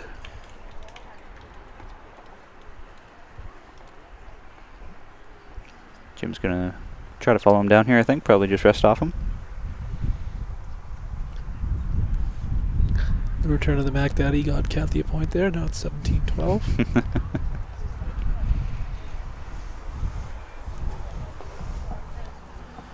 And Jim just needed another 4 or 5 feet. Big chance here for Everett. Mm-hmm. He's still going to come down and take a look. I'm not sure if there's much he needs to take a look at here. He just needs to throw the same stroke he just threw. Should get himself 3. Wondering if Jim's last bowl is in his eye, maybe. Going down and take a look, realize how far away it is. It appears to be quite wide, so that would be almost a guide. Mm-hmm. So it could be used on the way in. if need be. If it's really bothering him that much, you could still switch hands too and still just throw anything out there. Anything with good weight, as long as you're around, should be fine. Yeah, it's a big opportunity. Certainly one he's going to want to capitalize on. Is anything within probably 4 feet. It's going to be a counter here. Jim's all out of bullets, so last bull of the end. Big chance. Everett's thinking about what shot he wants to play. Still hasn't made his decision. He's flipped his ball a few times. Currently wants to play the backhand, and that looks like what his final decision is going to be. That amount of indecision, though, makes me wonder where he's going to be with this. Yeah, I question whether or not this one will get in there. Just thought about it too much. My guess is he comes up short. That's just usually what happens when you overthink a shot. If he's through the port, just. Yeah, I think that's going to be there. Good ball. Just. Well, no matter how much Jim's trying to knock him out, Everett's just not going away. Picking up 2, maybe 3 here. Kicking them all in, so I guess that's 3, so that'll make it 16-12. 17-13 for Claire Day over Betty Van Wellingham next door, and 17-12 for Shirley Fitzpatrick Wong over Kathy Larking down at the end. So the dreams of the All Manitoba and the All BC final still live for now. Claire Day is trying her darndest to avoid that All Manitoba final, though. She's chasing another one down. She's very close and just missed it. Very unlucky. Went through a very small hole that I wasn't sure was there. You can see that head there now. That's the head for Claire and Betty.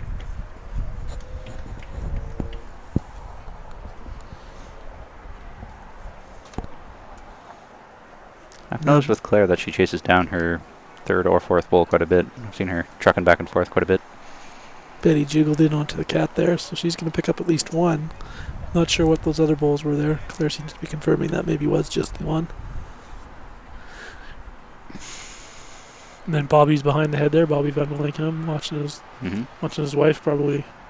I find you're almost more nervous when you're not playing as opposed to playing. So I'm sure he's sweating bullets back there, hoping that she can come through. Well, she got 2 there, so good for her. Yeah, 17-15 now. That game even further. That one looks like it could be a 21-20 type final.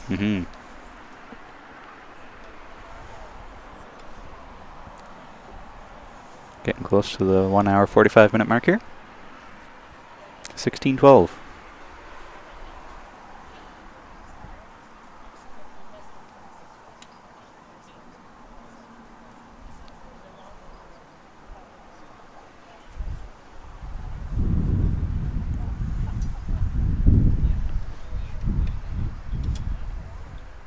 Would love to see one of these players bring the mat up a little bit just to try something different. Especially Everett, who's behind in the match. I can see Jim's strategy just to sort of keep things status quo. He seems to be keeping pace or stretching his lead out. It's very slowly and sporadically throughout the game, so it's not something that's imperative for him to do, but something that Everett could try because he could really capitalize on it.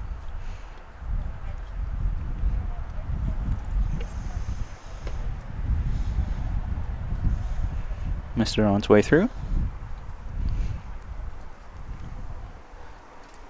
Looks just at first glance could be 2 more points there for Kathy and make that game 17-14. Get confirmation here shortly as the players are just walking down now. That would also be, I could easily, the marker's already changing it before the players have got there, so yeah, 17-14 according to the marker. It's nice that even on the other end of the green, that one's fairly easy to follow as we got some brown and blue bowls, so it's very easy to differentiate those bowls out there. Provide you with the best case that we can. Beautiful shot by Betty on the other rink there. She dropped one about 3 inches behind the cat. So that's probably going to be a good counter. Everett's second bowl here now, just trying to probably take off the yard. He had decent line on his first. That one appears to be tighter, but maybe well weighted. Definitely a little bit of a tickle. A little lighter than he wanted probably. Well, that is the shot for now. Jim doesn't need to change a whole lot. Play inside that.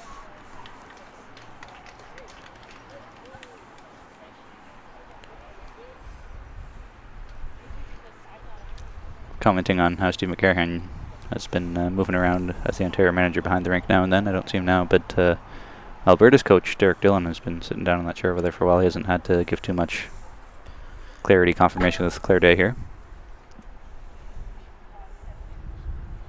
Say the same thing with Davey Matthew. Haven't seen him really talking to Jim much at all.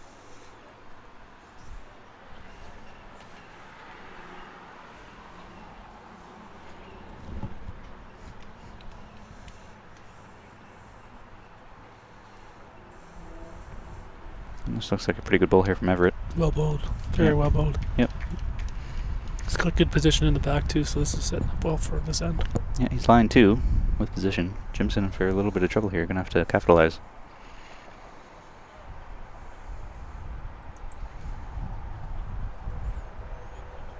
I think Jim's a little tight, but we'll see. Yep. Got a very good result out of that.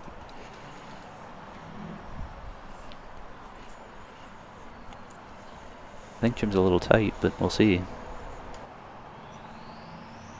He's going to head down and take a look, which is probably a good idea there to figure out what's going down. Well, there's 2 bowls right by the cat now in Claire Day and Betty's game. I'm not sure whose second shot that is. Didn't happen to see it, but 2 very close ones.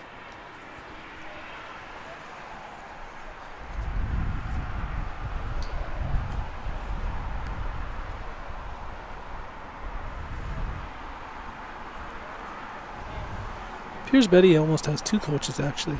As I've noticed, Elaine Jones, legendary Manitoba bowlers, always behind watching her games. And I noticed that she wasn't playing at all this year in the singles competition. She was playing in the 4s. And then Bobby is actually behind there as well. So maybe just Bobby's there now because obviously he'd be playing most of the time throughout the week, whereas I think Elaine took the singles off this year.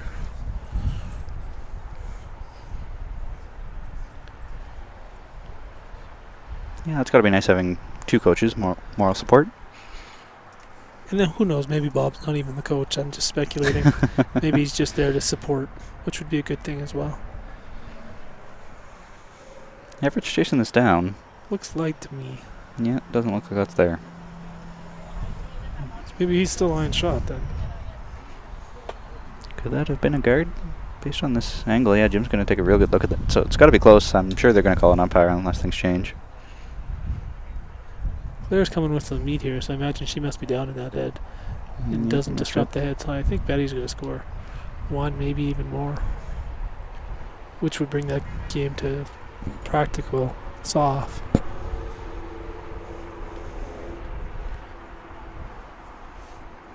What's your opinion on tiebreaks this year, playing them on the green again, as opposed to just plus-minus differential, what have you, on paper? I like tiebreakers on the green, although the one thing that we might need to look at is that, like we noticed, maybe adding a day, because putting all these games in one day might be a little fatiguing for all the players. But I certainly don't like computing who got advances based on plus minus and things like that. I think if it's at all possible, let them go out in the green and decide who's the better player.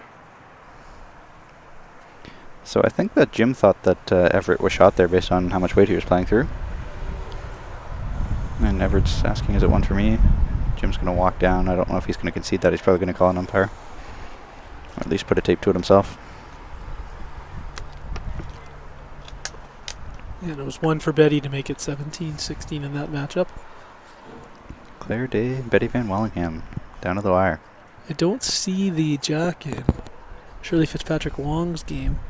Seems to be shielded by a bowl, but she has 4 bowls in one area, and Ontario has 3 bowls in another. So I imagine this is going to be a big end one way or the other. It's just I just don't see where the jack is, so I can't tell which player is going to pick up the points. I think it's up front, so I think it's Shirley. Shirley could have a big end here, yeah. Yep. Potentially maybe all 4, which would be the 1, game. 2. I don't think the back one will get in, so I think it'll be a count of 3 at most, which would get her to 20.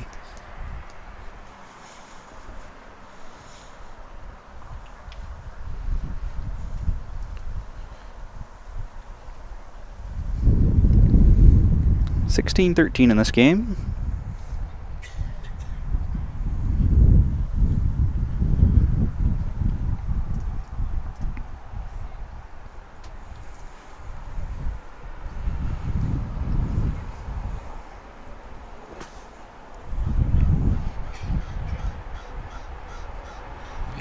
see if that was 2 or 3 for Shirley. We'll let you know there.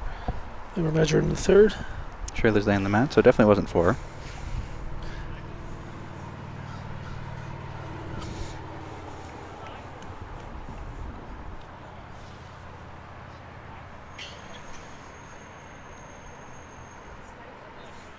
Coming up on what, 2 hours now? 1 hour 50 minutes? Hour 50, yeah.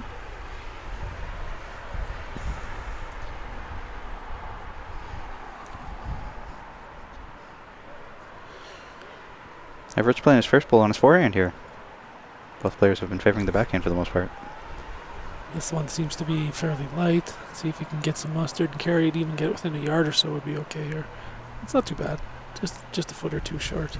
Well, it could still be usable.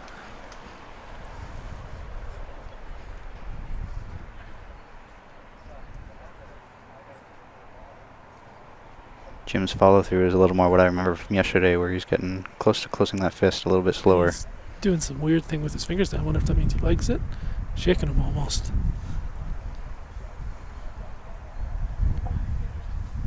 Well, Shirley put her first ball right on the cat there. Well done by her. Looking to finish this game this end. Secure her place in the gold medal match.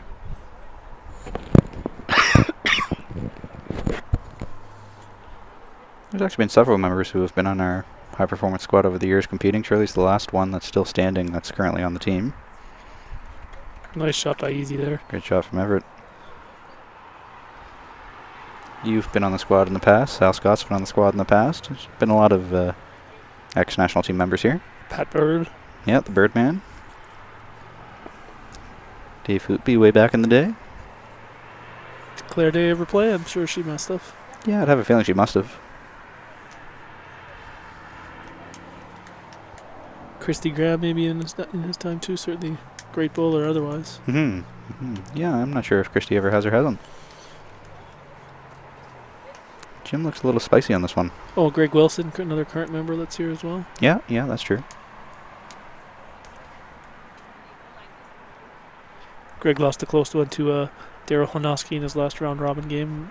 Win there would have gotten him into the tiebreaker, so I know it wasn't the results Daryl was Greg was looking for this week.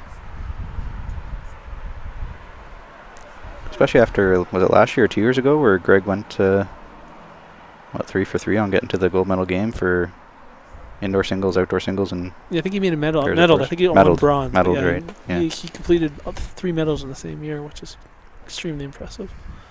Everett's thrown 3 really good bowls here, so Jim needs to do something, because I'm sure it's down to 2 for sure. Probably close for a third.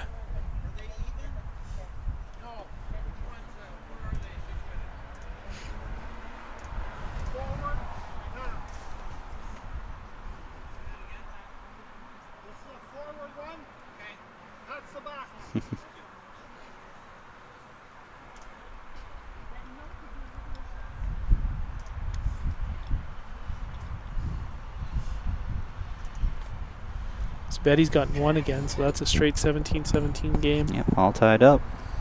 Looks like a wonderful head over there in the Fitzpatrick Wong game. I actually can't see the jack anymore, but 5 bowls very close to one another. So I suspect the jack's somewhere in that pot. Jim's throwing some weight at the front, and wow. What a result. 2.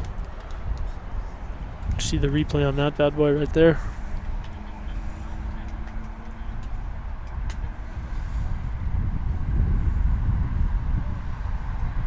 A little bit of a double take out. Trails it to his back one. Well done. Beautiful bowl.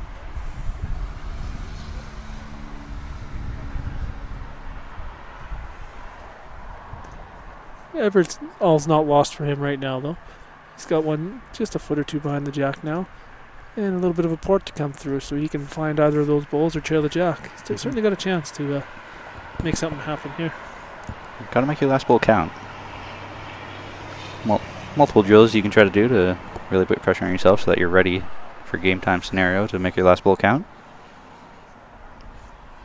Yeah, I think we mentioned earlier, certainly I think the first bowl of the end and the last bowl of the end are your most important. Those are the ones you really want to make count.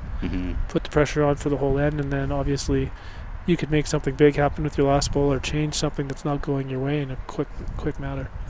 Shirley's picked up the jack again, so that means she must have scored just one, because the game's not ended, so that'll make it 20-14 in that match.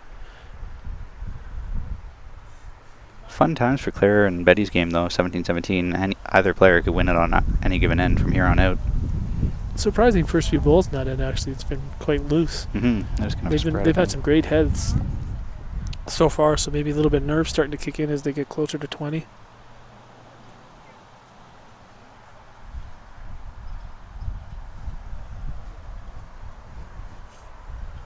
Everett's come flying through. He's going to miss everything. This is a big opportunity for Jimmy now. Jimmy can drop one in there for 3. Put himself on the brink of an all-BC final. 16-13. He's allowing 2. Would make it 18-13 if he could draw one more. It would get him to 19. That last bowl, when you're already counting, can be one of the most difficult shots. Especially in this scenario where he does get a little heavy like he was earlier in the game. It's not him in the back. He could give the shot away. But it's something you don't want to take for granted. These free points, for lack of a better word, where you can just come in and change it with no reply from your opponents, are extremely important. So it's going to be interesting to see if he can be successful in this. I'm sure he will. It's a great job, bowler. I have a feeling he's going to lay down a good stroke. Nice delivery. Should be in the ballpark. Might just be a little light. I'm not sure if he's going to sneak past and get there. It was a good effort. He probably just needed another 2 feet. Like you say, everybody seems to be come up. If anything, their tendencies come up light there, which is understandable. 2 points in a 16-13 game is still really important. Gets you that much closer to the finish line. Almost makes you wonder if nerves have been a factor too. When you see that you're lying 2, you don't want to be giving it away. You're starting to a little bit of self-doubt maybe.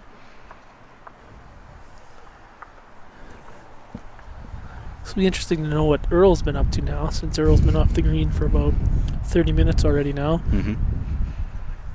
Wonder what he's doing to keep himself ready, as maybe he's gone and got himself something to eat. A little bit of food, maybe a coffee, something to keep going. Yeah, that is difficult when you have such a long delay between games. Certainly wouldn't want to be practicing on a different deck because the pace might be a little bit different, might throw you off completely.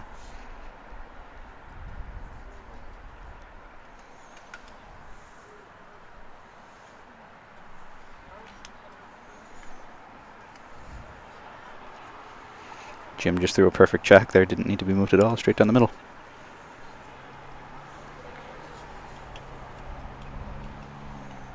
Looks like Shirley Fitzpatrick-Wong is getting close to finishing this game. She's got 2 relatively close to the jack. She's currently up 20-14 over Kathy Larking. Notice that McDaddy. Oh, he's still there. He's just stepped back. Stepped back further. 5 or 6 paces. That's where he's been. That's a good bowl there. Might be shot there by Kathy. It's hard to say.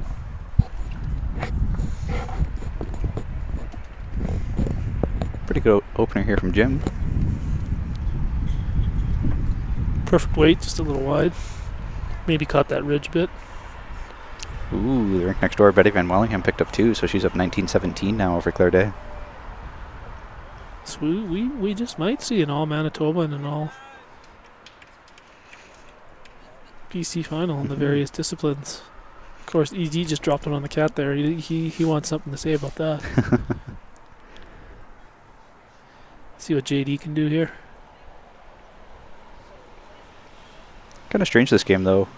Sort of the lack of consistency of being able to replicate the exact same bowl again and again from both players. And I'm surprised that Jim threw that much weight, to be honest. Yeah, I'm sure if we discuss with them after the game, they're going to talk about maybe they've struggled with the rink. Because I think that's the only thing, because they're both high caliber players and not necessarily it hasn't been there every end, which is a little bit surprising. Very well could be if you're just a fraction off the line, and then it'll have a very drastic difference down at the other end.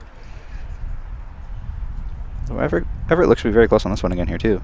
2 good ones to start. There we go. He wanted to prove you wrong there. Yeah, exactly. As soon as I said said that, replicate the same bowl he just threw. Oh, Francis Scott had a great showing there today. Great run, Patrick Duran though.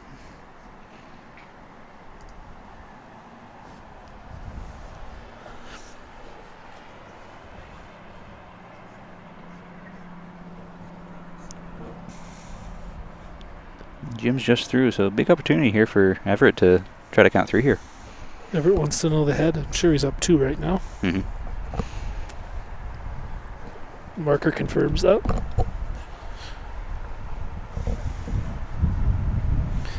Great save there by Kathy to score. She's facing game and stroked in a beauty there to keep it alive. Rink next door. Looks like Betty Van Wellingham's lying game right now too. Holding 2. Everett's going around for some protection at the back, I guess. Jim hasn't thrown weight much, but when he did, he made that great stroke there for a big end. So, not a bad move by Everett to protect against that. Jim's last bullet here. Everett's going to come down and take a look. This one's narrow. It's not going to do anything except maybe take out second shot. Nope, going to hit the hole. Big chance here for Everett to try to draw for 3. Some emotion there from Jim that you don't see very often. He's disgusted with the result of that ball. I think he thought he was close. And he was. And he just didn't get the result he was looking for. He threw up his arm in disgust when that ball found the hole. Claire Day saved a big shot there. As you noticed, she was down 2, and then she just trailed the cat clean, so now she's line 1. 1917 game, though, so everything's hanging in the balance on basically every ball in that match. Betty stroked one down a little bit late. So Claire's still sitting with at least 1 now, because she actually trailed it toward her bowl. She might even be 2. So Claire could even be in line to maybe win it on this end if she gets her last 2 in there. Entertaining finish, that's for sure. Certainly what the fans are looking for. Claire's bowl's coming down. She's trucking hard after it, which usually means she's heavy. We'll see if that's the case again here. A little bit heavy, but it's close enough that could very well be in the count as well. Yeah, it could be. Could be 3 for her right now. This is a big bowl for BVW, Betty. I like it. It looks good. I think it's certainly going to cut down. Might even be the shot clean here. Oh, and beautiful bowl from Betty. What a beautiful bowl from Betty coming up clutch. Absolutely stunning bowl right there. And as you can see in front of you as well, Everett's going to pick up a few on this end. Yeah, Jim's disgusted. He's tossing his bowls away, confirming that it's the 3 strokes. So that's going to bring this game almost to a virtual soft now, 18-16. A couple of big end games, big scoring ends here to bring the score up, which is good because there are a few on the end scale. There are a few ends behind the other games, but score-wise, it's not too bad now. 18-16. Big shot here for Claire on her last bowl. Yeah, she's got a chance to play a little bit of weight, trail a jack for a couple, or take the bowl out for a couple. She's not chasing it down, so I don't know if she likes it. She does. She likes it a lot. You can tell by looking at her. And made a connection. Not sure if she got the shot out of this. Jack sprayed to the left side of the green and the bowl to the right. So it's going to be either 2 for Claire or 1 for Betty. We'll let you know when it gets down there. It's too hard to tell from our angle what it is. I have a feeling that Claire's going to get a couple on this one, which is great. That's basically game-saving shot after game-saving shot there. It's nice to see. It's a high-caliber bowls from those two ladies, and we expect nothing less. Taking a good look at it. And for the first time, for the body language, I think Claire thinks they're 2, and Betty's maybe not quite so sure. So I think we might see an umpire called here, as it's going to be a very long measure otherwise. I think they're going to try to work together to get it done. Alberta coach Dirk Dillon is actually up right behind that rink too, so he's eager to be of assistance if need be. Easy with a nice start here. It's going to slide a foot or 2 past. Perfect position. Very good opening bowl. Yeah, it's definitely 2 strokes, not even close. So that ties things up 19-19 in Claire and Betty's game. Down to the wire. That's great bowling is what that is. You saw three huge changes right there. Last 2 bowls changed it, so Claire went from up to down to up all in the last 2 bowls. I'm wondering if Jim's starting to dwell on some of his bad bowls, as his opening bowl here is still well short. Starting to think of some of the shots that he might have missed or done a little bit better on. Those are the things, yeah, he definitely needs to put that in the back of his mind now. As he throws one or two more good ends here, he's going to be in the Canadian gold medal game, and that's an opportunity of a lifetime. All he needs is 3 points, so you just got to forget about those bad shots or missed opportunities and focus on the Shirley Fitzpatrick Wong has just punched her ticket to the final there. She scored the 1 point needed to win 21-16. So now Shirley's going to be waiting the winner of Claire and Betty, who are at 19-19. Better bowl here from Jim, but tight and heavy. Still fairly loose. Everett's line 2, and he only needs to get in within about 5 feet of the cat here for a third. So it's certainly time for him to pause, Jim, and reflect on those first 2 bowls and figure out what he can do to get a third bowl in there. Everett's laid down a fairly heavily weighted bowl here, but it still might stick in the count. It does slide just underneath, just so that's good enough to be in the count, which isn't a bad bowl. Doesn't increase the size of the target or anything. So the pressure's on Jim to find his weight here. Nice stroke. He got rid of that one nice and clean. So I have a feeling this one's going to be a little bit better than those first 2. And it is. Yep, much better. Might have even gotten the shot. Number 2, it was falling out. I bet you he's still down 1. Yep, probably second shot there. Everett's asking the marker, what's the situation down there? I think it is probably 1 to Everett right now. Yep. Opportunity for Everett to try to pick that bowl, though. Would you try that here in a 19 or 18-16 game? Absolutely, I would. That's a big chance for Everett to try to score 3, and based off of Jim's first 2 bowls, make him throw that shot. Yeah, exactly. Make it. I would for sure try to pick that bowl. Everyone can see Claire and Betty's head too. Fairly tight head there. I think Betty's lying 1 right now. They've got the mat almost right up to the hog line too in the women's match. She's just released her 3rd bowl, which isn't going to impact anything. It's just short and bumped up one of Claire's bowls. And Everett just drew it clean. Wow. Stroking it well. That's 2. That could be 2. That would tie the game at 18 all if Jim doesn't do something about it. He's laying down some nice strokes, both players, which is nice to see. What do you do if you Jim here? Do you just work on your bowl to give it a couple rolls into the head, or do you try to draw it clean? I certainly think you got to play some weight here now. I think it's going to be too tough to draw it clean. I think the best play on it is to maybe play a yard or 2 over and just try and roll your bowl in. Get yourself 1.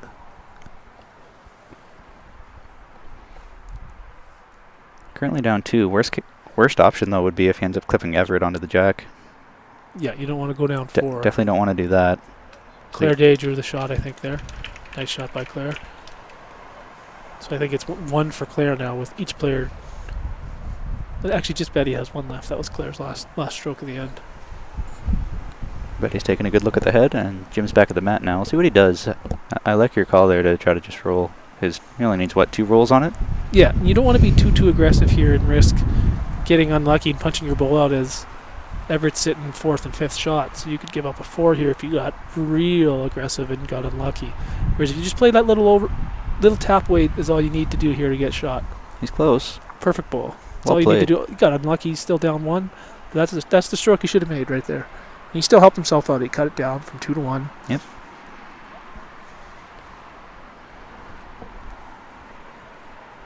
(18-17), so Everett could win it on any given end as well here. So we're getting down to crunch time.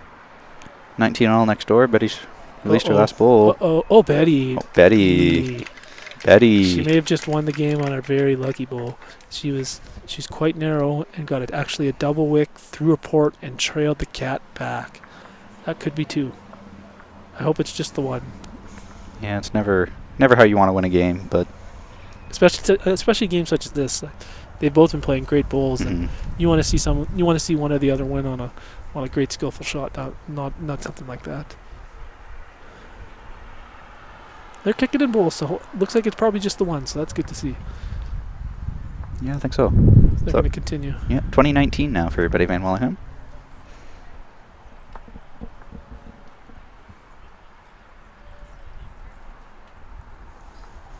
Coming up on the 2.5 hour mark here now for Everett and Jimmy.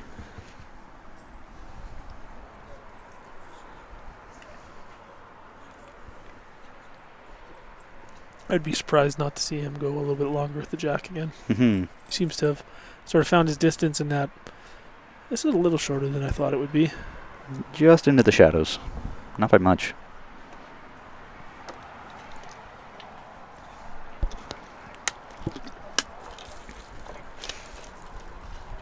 Shadows are starting to get a little bit longer here as the sun's setting now. 5:15. I wonder if that's the distance he wanted just into the shadow, so it's not going to have an effect on him.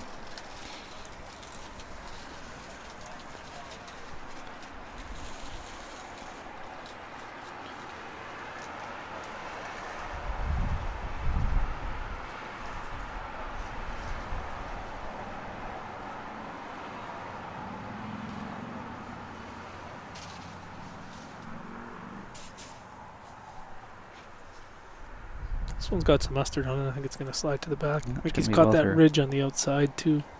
I'm not sure it's ever going to come in. Nope. Well through, and that was a great ball there from Claire. She just trailed the jack a little bit. Gave it a tap.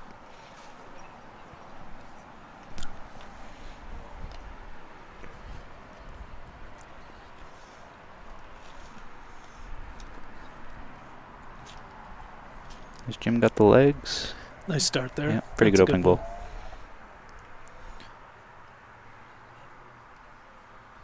Jim looking for 3, Everett looking for 4 to finish this game. Don't know if either of them will get it on this end.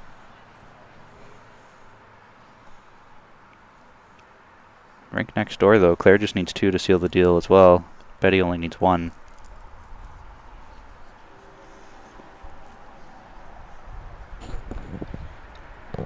Better weight there by Everett. He's just a hair narrow.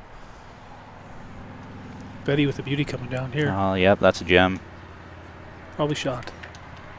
Bobby likes it. I don't think so. No? Based off of our camera angle, I think it's still 1 to Claire. Oh, okay. Yeah, Yep. Marker confirms your suspicion there.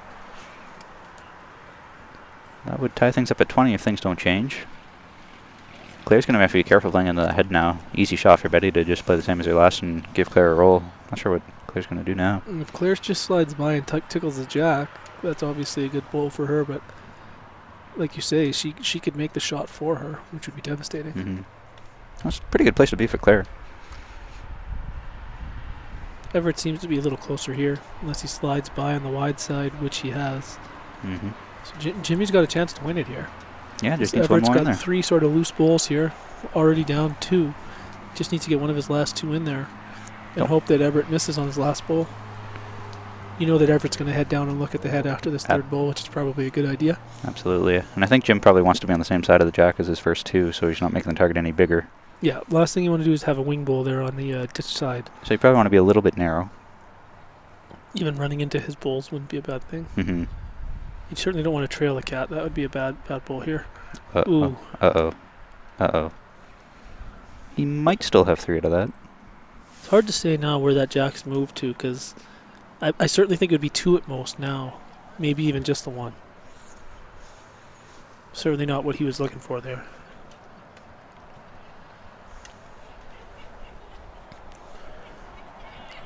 So Betty missed on her last. So Claire's got a chance to win it now. But like you say, it's a very precarious head. Mm-hmm. She could also give it away. It's hard to do, but at this point you might just toss 1 wide here and take the 1 and see what happens coming home 2020. I'd be tempted to do that just so that way you have the mat, and that way you can place the mat wherever you want it. Maybe bring it right up to the hog. Because you certainly, any sort of extra weight on Claire's bowl here, and not the perfect line, she could tap hers out and give away the game. She's certainly wide here, so that's not going to disturb the head, and it's just going to be the 2020 coming home, which is as good as it gets in a singles match. Kevin Dusselblon saying, "Let's go, Mama Claire." Cheering on Alberta.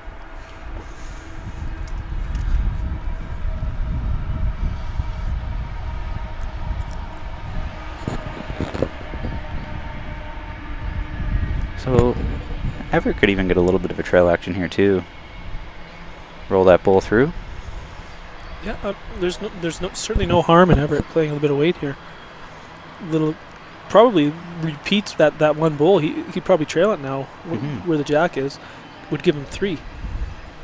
Of course, if he's down 3 already, which I'm not sure he is, you'd probably just want to draw another 1 in close. I don't think he's down 3. I think already he's probably only down the 1. He's coming after it right out of the hack there, so usually means that he likes it. In the neighborhood. Is he going to catch that ball? Yeah, well bowed. Well Very well bowed there. Good finishing be for number it. 1. Do you switch hands if you jim now and try to knock on yours to knock Everett out? Could get a good result that way. Jim's thrown down 3 good strokes on the same hand. I'd probably just try and draw the 1 myself here. But that shot's definitely there. You could even get a little narrow and bump either of yours into the head as well. So both shots are there. I think he sticks to the draw though, just based off what he's been playing the last couple bowls. He was down there, so he knows exactly what it looks like. Knows the setup. I think you're right. I think he's just sticking with the draw.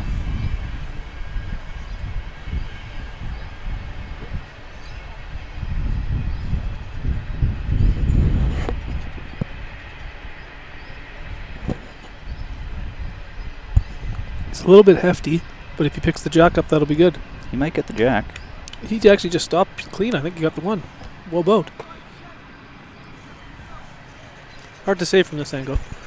Slammed on the brakes very quickly down there. Yeah, that stopped in a hurry. I actually thought he was going to trail it slightly. Yeah, I thought he was there too. Everett's taking a long, hard look at it. Must be close.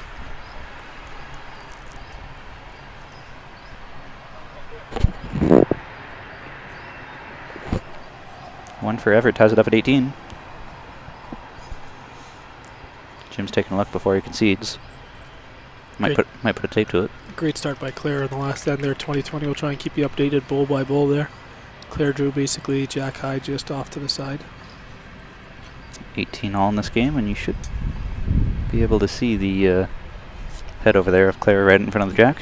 They actually called for an umpire. It was a very short jack, but George Kubas confirmed it was just over the required distance. It's a pretty good second bowl there from Betty. Or first bowl from Betty, second shot.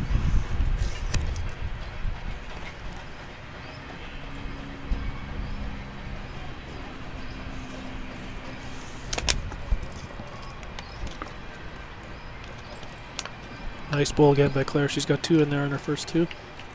All you need is 1. It's always nice to have 2 in the head just in case someone's trying to play weight. But yeah, one stroke's all that's needed by either player here. That must be a really nice rank. You can see all 3 bowls are lined up nice. This is another beauty. Wow, very, Betty. very well bowed right there. A little bit of a trail by Betty. They're like heavyweights. They're in the 15th round of a thriller, and they just keep throwing haymakers back and forth at one another. It's great bowling. But Claire's been bang on her first 2. So I suspect she's going to be bang on this one too. She doesn't need to make much of an adjustment. That trail is only maybe 1.5 feet, 2 feet. So she just needs to add on maybe a yard on her last bowl. And she's going to come right to Betty's and get the shot. It definitely doesn't need to change much. Everett's now delivered his first bowl of the end.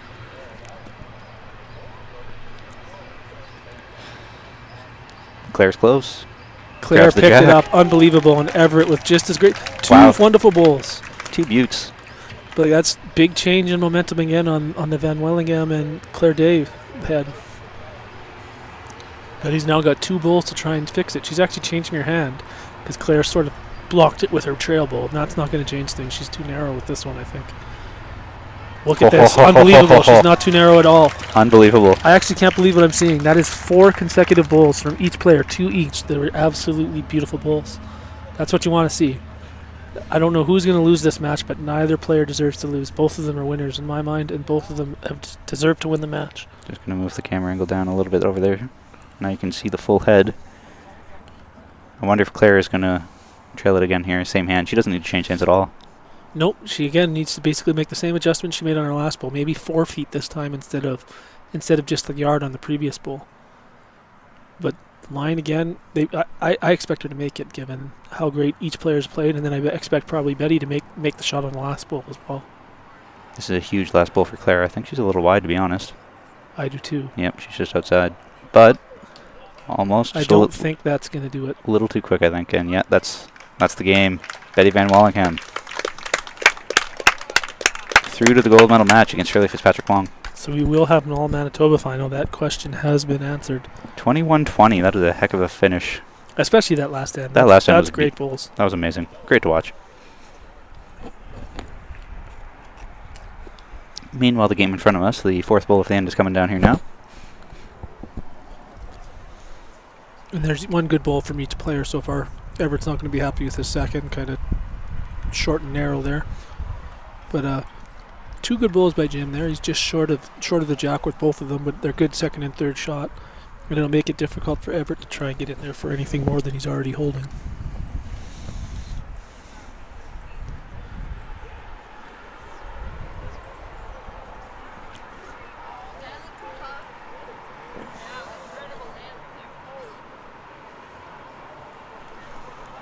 And Everett is wide and not quite here. That's going to be quite the day for Betty, because I know that Betty had 2 tiebreaker games before she came through. So this is going to be her 5th match of the day in the final. Of course, her 2 tiebreaker games when the tiebreaker format comes through are just to 11. So her first 2 games were a little bit shorter, but then 3 games to 21 after that. Still mentally challenging, though. Yep. She will have a little bit of a respite now. I don't anticipate that this match will be finished on this end. I don't foresee either player picking up 3, so she'll have at least a few ends to rest before the unless game's Jimmy done. can find some way to leave the jack where it is and remove that bowl. I don't think I see a 3 in this end either. Jim's having a real hard look at this too. The way it's set up right now, I don't know if he can throw as much weight as you would need to be able to do that, so he's probably, I would think, probably going to draw around, try to work on his, punch them into the head, see if he can get a good result. Yeah, I think the only way he'd be able to get that bowl out, he'd actually have to connect on one of his bowls onto the other, which would require a lot of weight to move shot bowl out of the head.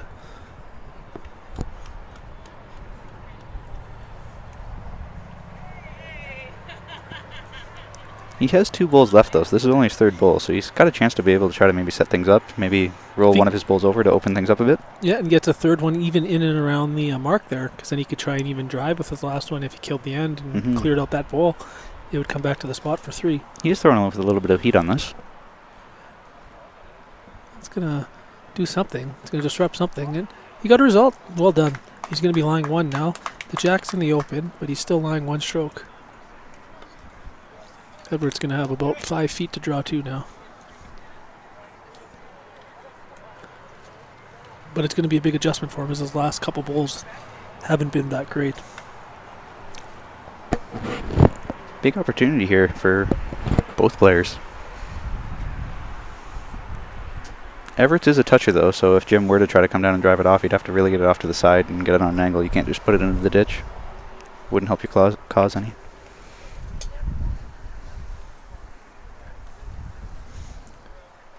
I expect to see Everett play the same hand and probably try and find his way through that port. Only needs to get within a yard. Yeah, plenty of space. You certainly want to come up short here. Anything past the jack may just keep going into the ditch. There's not much of a runoff here, but you don't really want to deal with that last foot or 2. I don't know if I'd even really be looking for the jack to make a target. I'd be looking to just get past just Jim's a bowl. yard short is all you're looking for here. That's going to be your counter.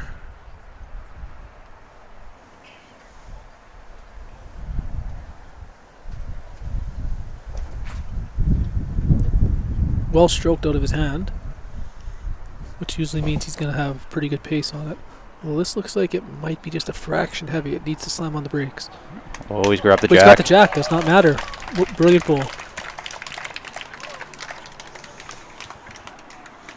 Might be just a fraction heavy. It needs to slam on the brakes. Always grab the But jack. he's got the jack. Does not matter. Brilliant bowl. Jim's got no choice but basically try to outdraw that, I think.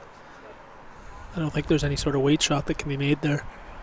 Yeah, the only potential would be if you try to push it through, but you'd probably just end up pushing it onto the jack, so I think you're right. And then he sort of weighed his bowl's not going to stick, so that shot bowl is going to still be shot bowl in the ditch, even if you knock it into the ditch.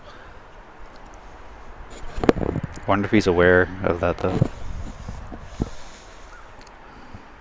He seems to be quite alert and knows what's going on, so I think he'd probably realize that unless he hits that bowl out of bounds, basically, that bowl's going to be shot even in the ditch. So I think the only real way he can draw the shot here, or get the shot here, is a cold draw, which is going to be extremely difficult because he needs to get within 6 to 8 inches there.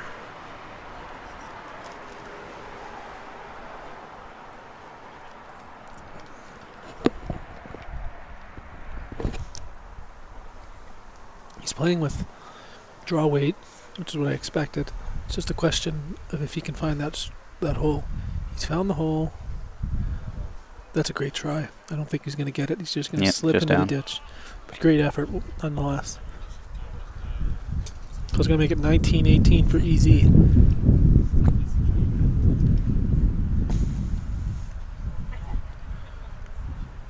Coming up on 5:30 here in Regina. 7:30 on Ontario, and I think that's 8:30 on the East Coast, isn't it? Yep. Taking a look. I don't think there's two there, but they're definitely looking at it.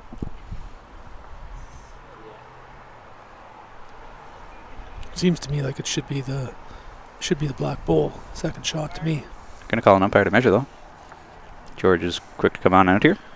And here comes Gene Roney as well.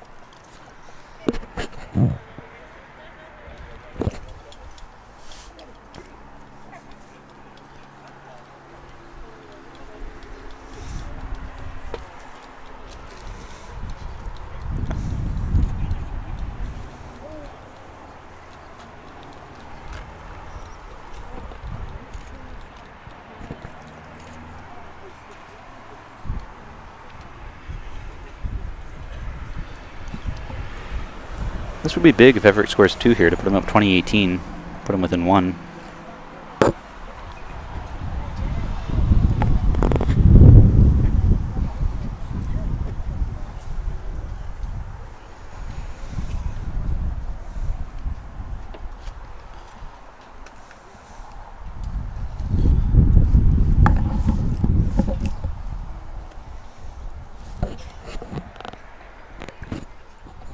From this vantage point, it does actually look like it's 2, which is surprising. Pretty close though. Yep, two strokes. 20-18.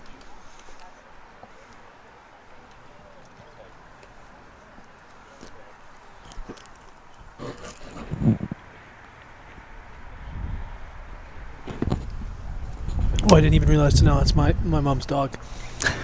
That's Katie there. That was in the back. She's going out to say hello to Alberta. Console Claire Day on that great match. It's tough when you lose that match, although I'm sure she can have her head held high playing such a great game. Absolutely. No shame in that.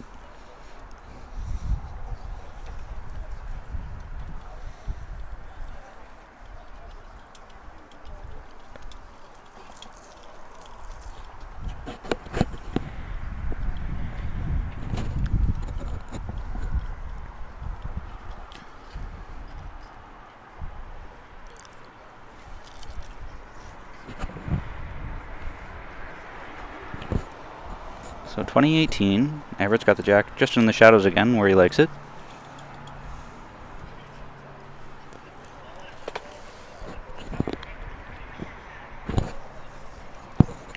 We have now officially hit the 2.5 hour mark in this match.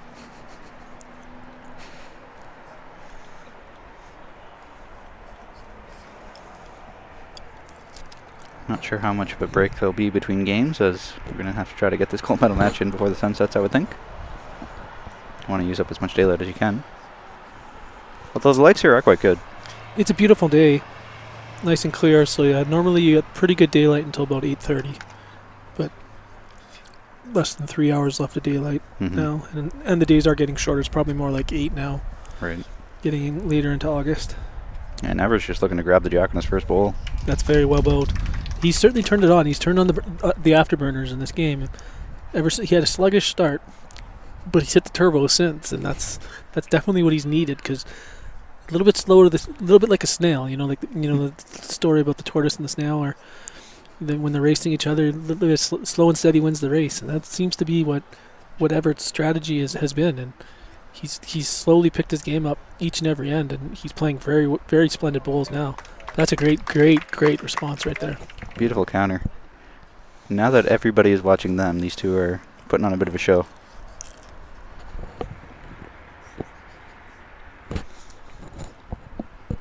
And actually, not sure if you noticed, since the other Ontario game I did, McDaddy McCarahan has actually came down to this green. So maybe that's been what Everett needed to kind of give him that little jolt of energy. Yeah, when you have the coach manager watching over your shoulder. Oh, very good effort there too. This is a nice head so far. 3 very, very strong bowls to start the head, which is what you'd like to see.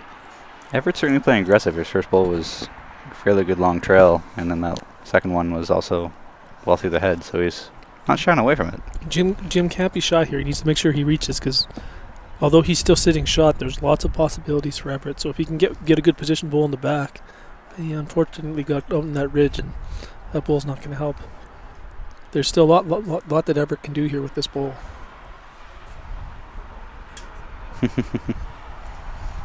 Daryl's watching the stream on the big screen with his wife Erica. Well, you're in for a treat of a finish to the game here, 2018. I think this is a big bull here from Jim. He needs to try and get just in behind where those last 2 bowls have gone. Yeah, I think he definitely needs to reach those 2. Even if he trails the jack just slightly himself, that's okay. Wondering if there is actually a slight ridge there, as you saw. Jim's last bowl hung out, and Everett's 2 in a row now cut across. Have to have a fine line there, I think. Oh, beautiful bowl there from Jim. Especially if you can get it to fall over. It's thinking about it, but it looks like it's going to stand. So that's 2. Right now we're sitting at a 20-20 game. This is a big bowl for Everett, because if he misses, Jim will actually have a chance just to repeat that bowl for the win.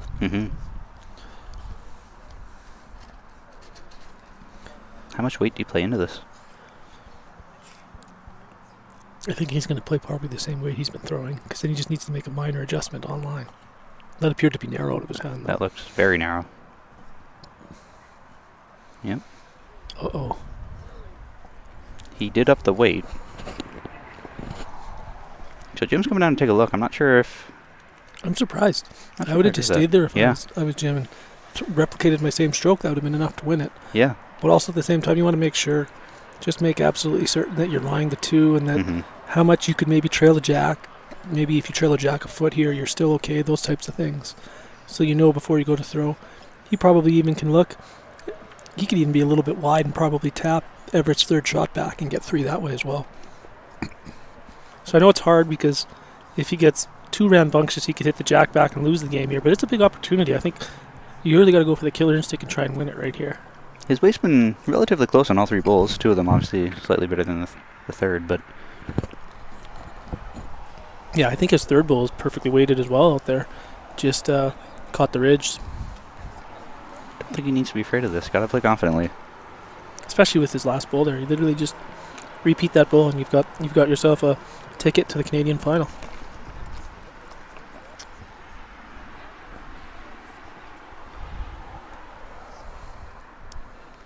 Doesn't like it much. No. I have a feeling it's going to be wide. Yeah, probably caught that ridge again. So we've got another treat here. We're going to go 20-20 in another game. This will be the last end. Barring 8 bowls into the ditch. Or I guess if there's an equidistant measure, 'cause that's 0 points. I'm not sure I've seen that this week, but yeah, that would potentially be possible as well. Not sure if George would ever call that, though. More often than not, even though there's 2 that are close, you can still tell which one is slightly closer.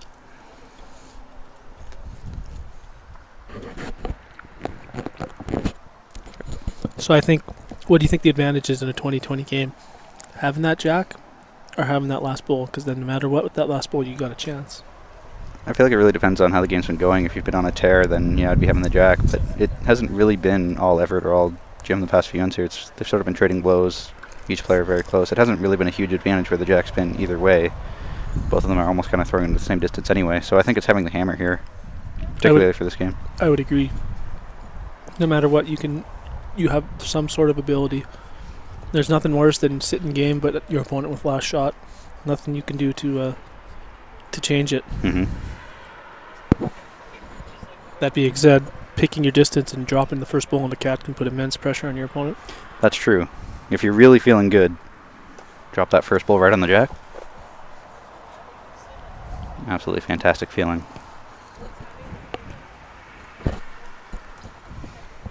So here we go. Last end, the semifinal. Just hitting the almost 2 hour and 40 minute mark now. That's a very, very uncharacteristic first bowl. That's going to come up about 10 to 15 feet light.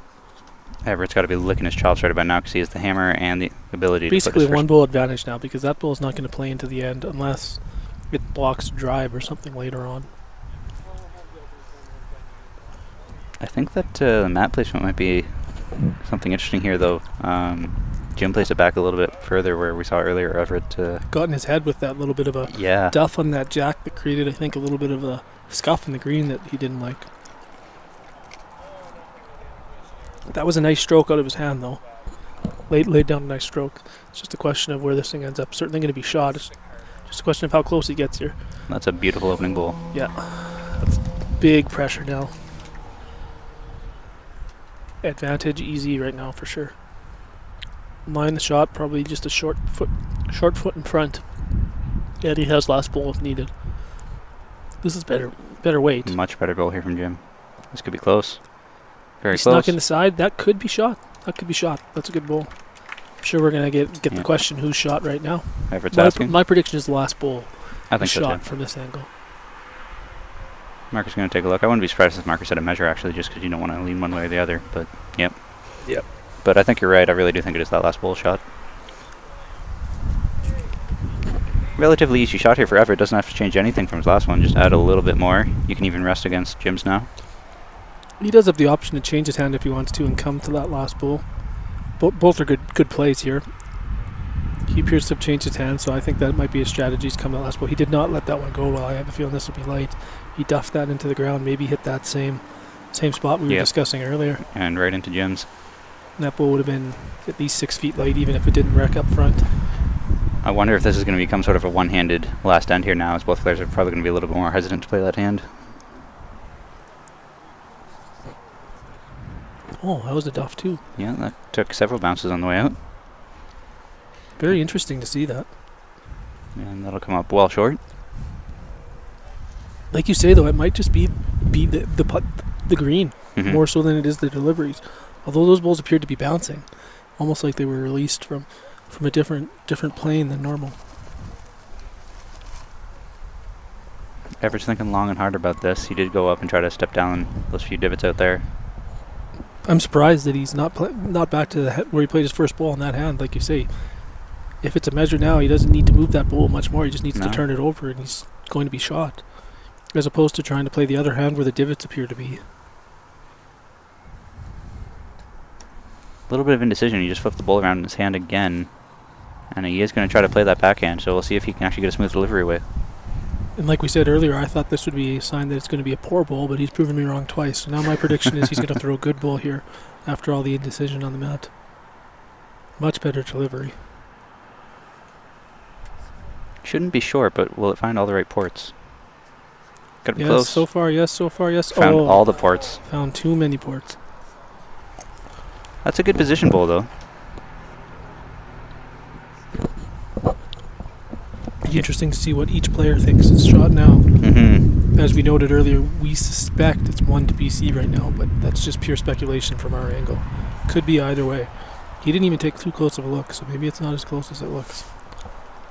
The way he's got his hands on his hips and he's looking at those short balls, I think he might be favoring Everett, scratching his head. I think he's favoring Everett on this for sure. Body language-wise, I would agree. And I know you took 5 or 6 years in school on body language just to make sure you could read these players properly. So I'm definitely going to side with you on this.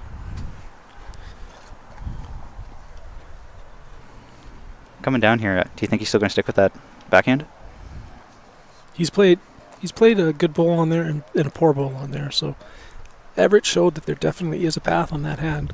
I think he sticks there, because even if he's not shot now, all he needs to do is find his bowl and roll in, and he will certainly be shot. To the contrary, if he thinks he's shot, he probably tries to block that hand.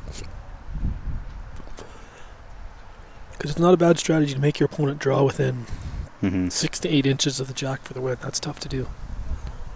Well, he's lining up. Definitely playing backhand and a few bounces. Yeah, that's a good duff.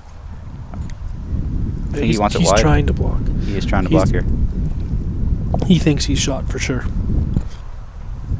So Everett's going to take a long hard look at this, I'm sure. Last bowl of the end to come. I would for sure be playing my forehand here if I'm Everett, based off of the one that's in the head that's his is from his forehand. See if you can replicate that first bowl. It's going to be tough, yeah, because he's thrown one good bowl on each hand this end now. He doesn't need to change a lot in his last bowl, to be honest. Up his weight, maybe just a fraction, and he probably pumps that bowl out. But like you say, he threw almost a perfect draw on his first stroke of the end. Doesn't need to move that bowl much at all to get into the count. So there's shots there on both hands. It's probably just going to be a feel thing, which shot he wants to play. If he just wants to play the straight draw or almost the overweight one. The way he just jumped on that divot down there, I think he's probably going to play his backhand.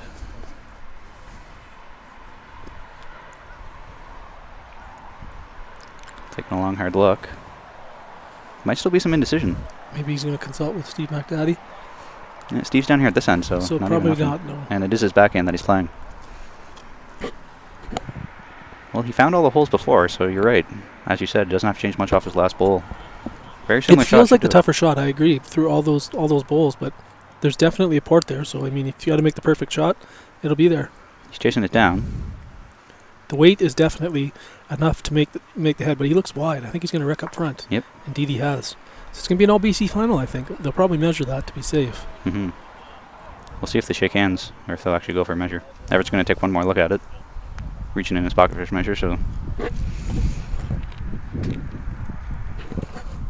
Another good final, though. 2020 coming down to the last bowl, last end. Yep, they're going to finish up in just under 2 hours 45. Quick game between the two of them.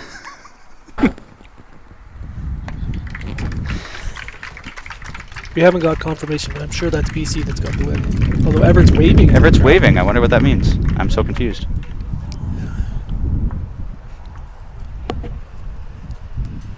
We will let you know as soon as we know who won this game. Go ask who won. Everett.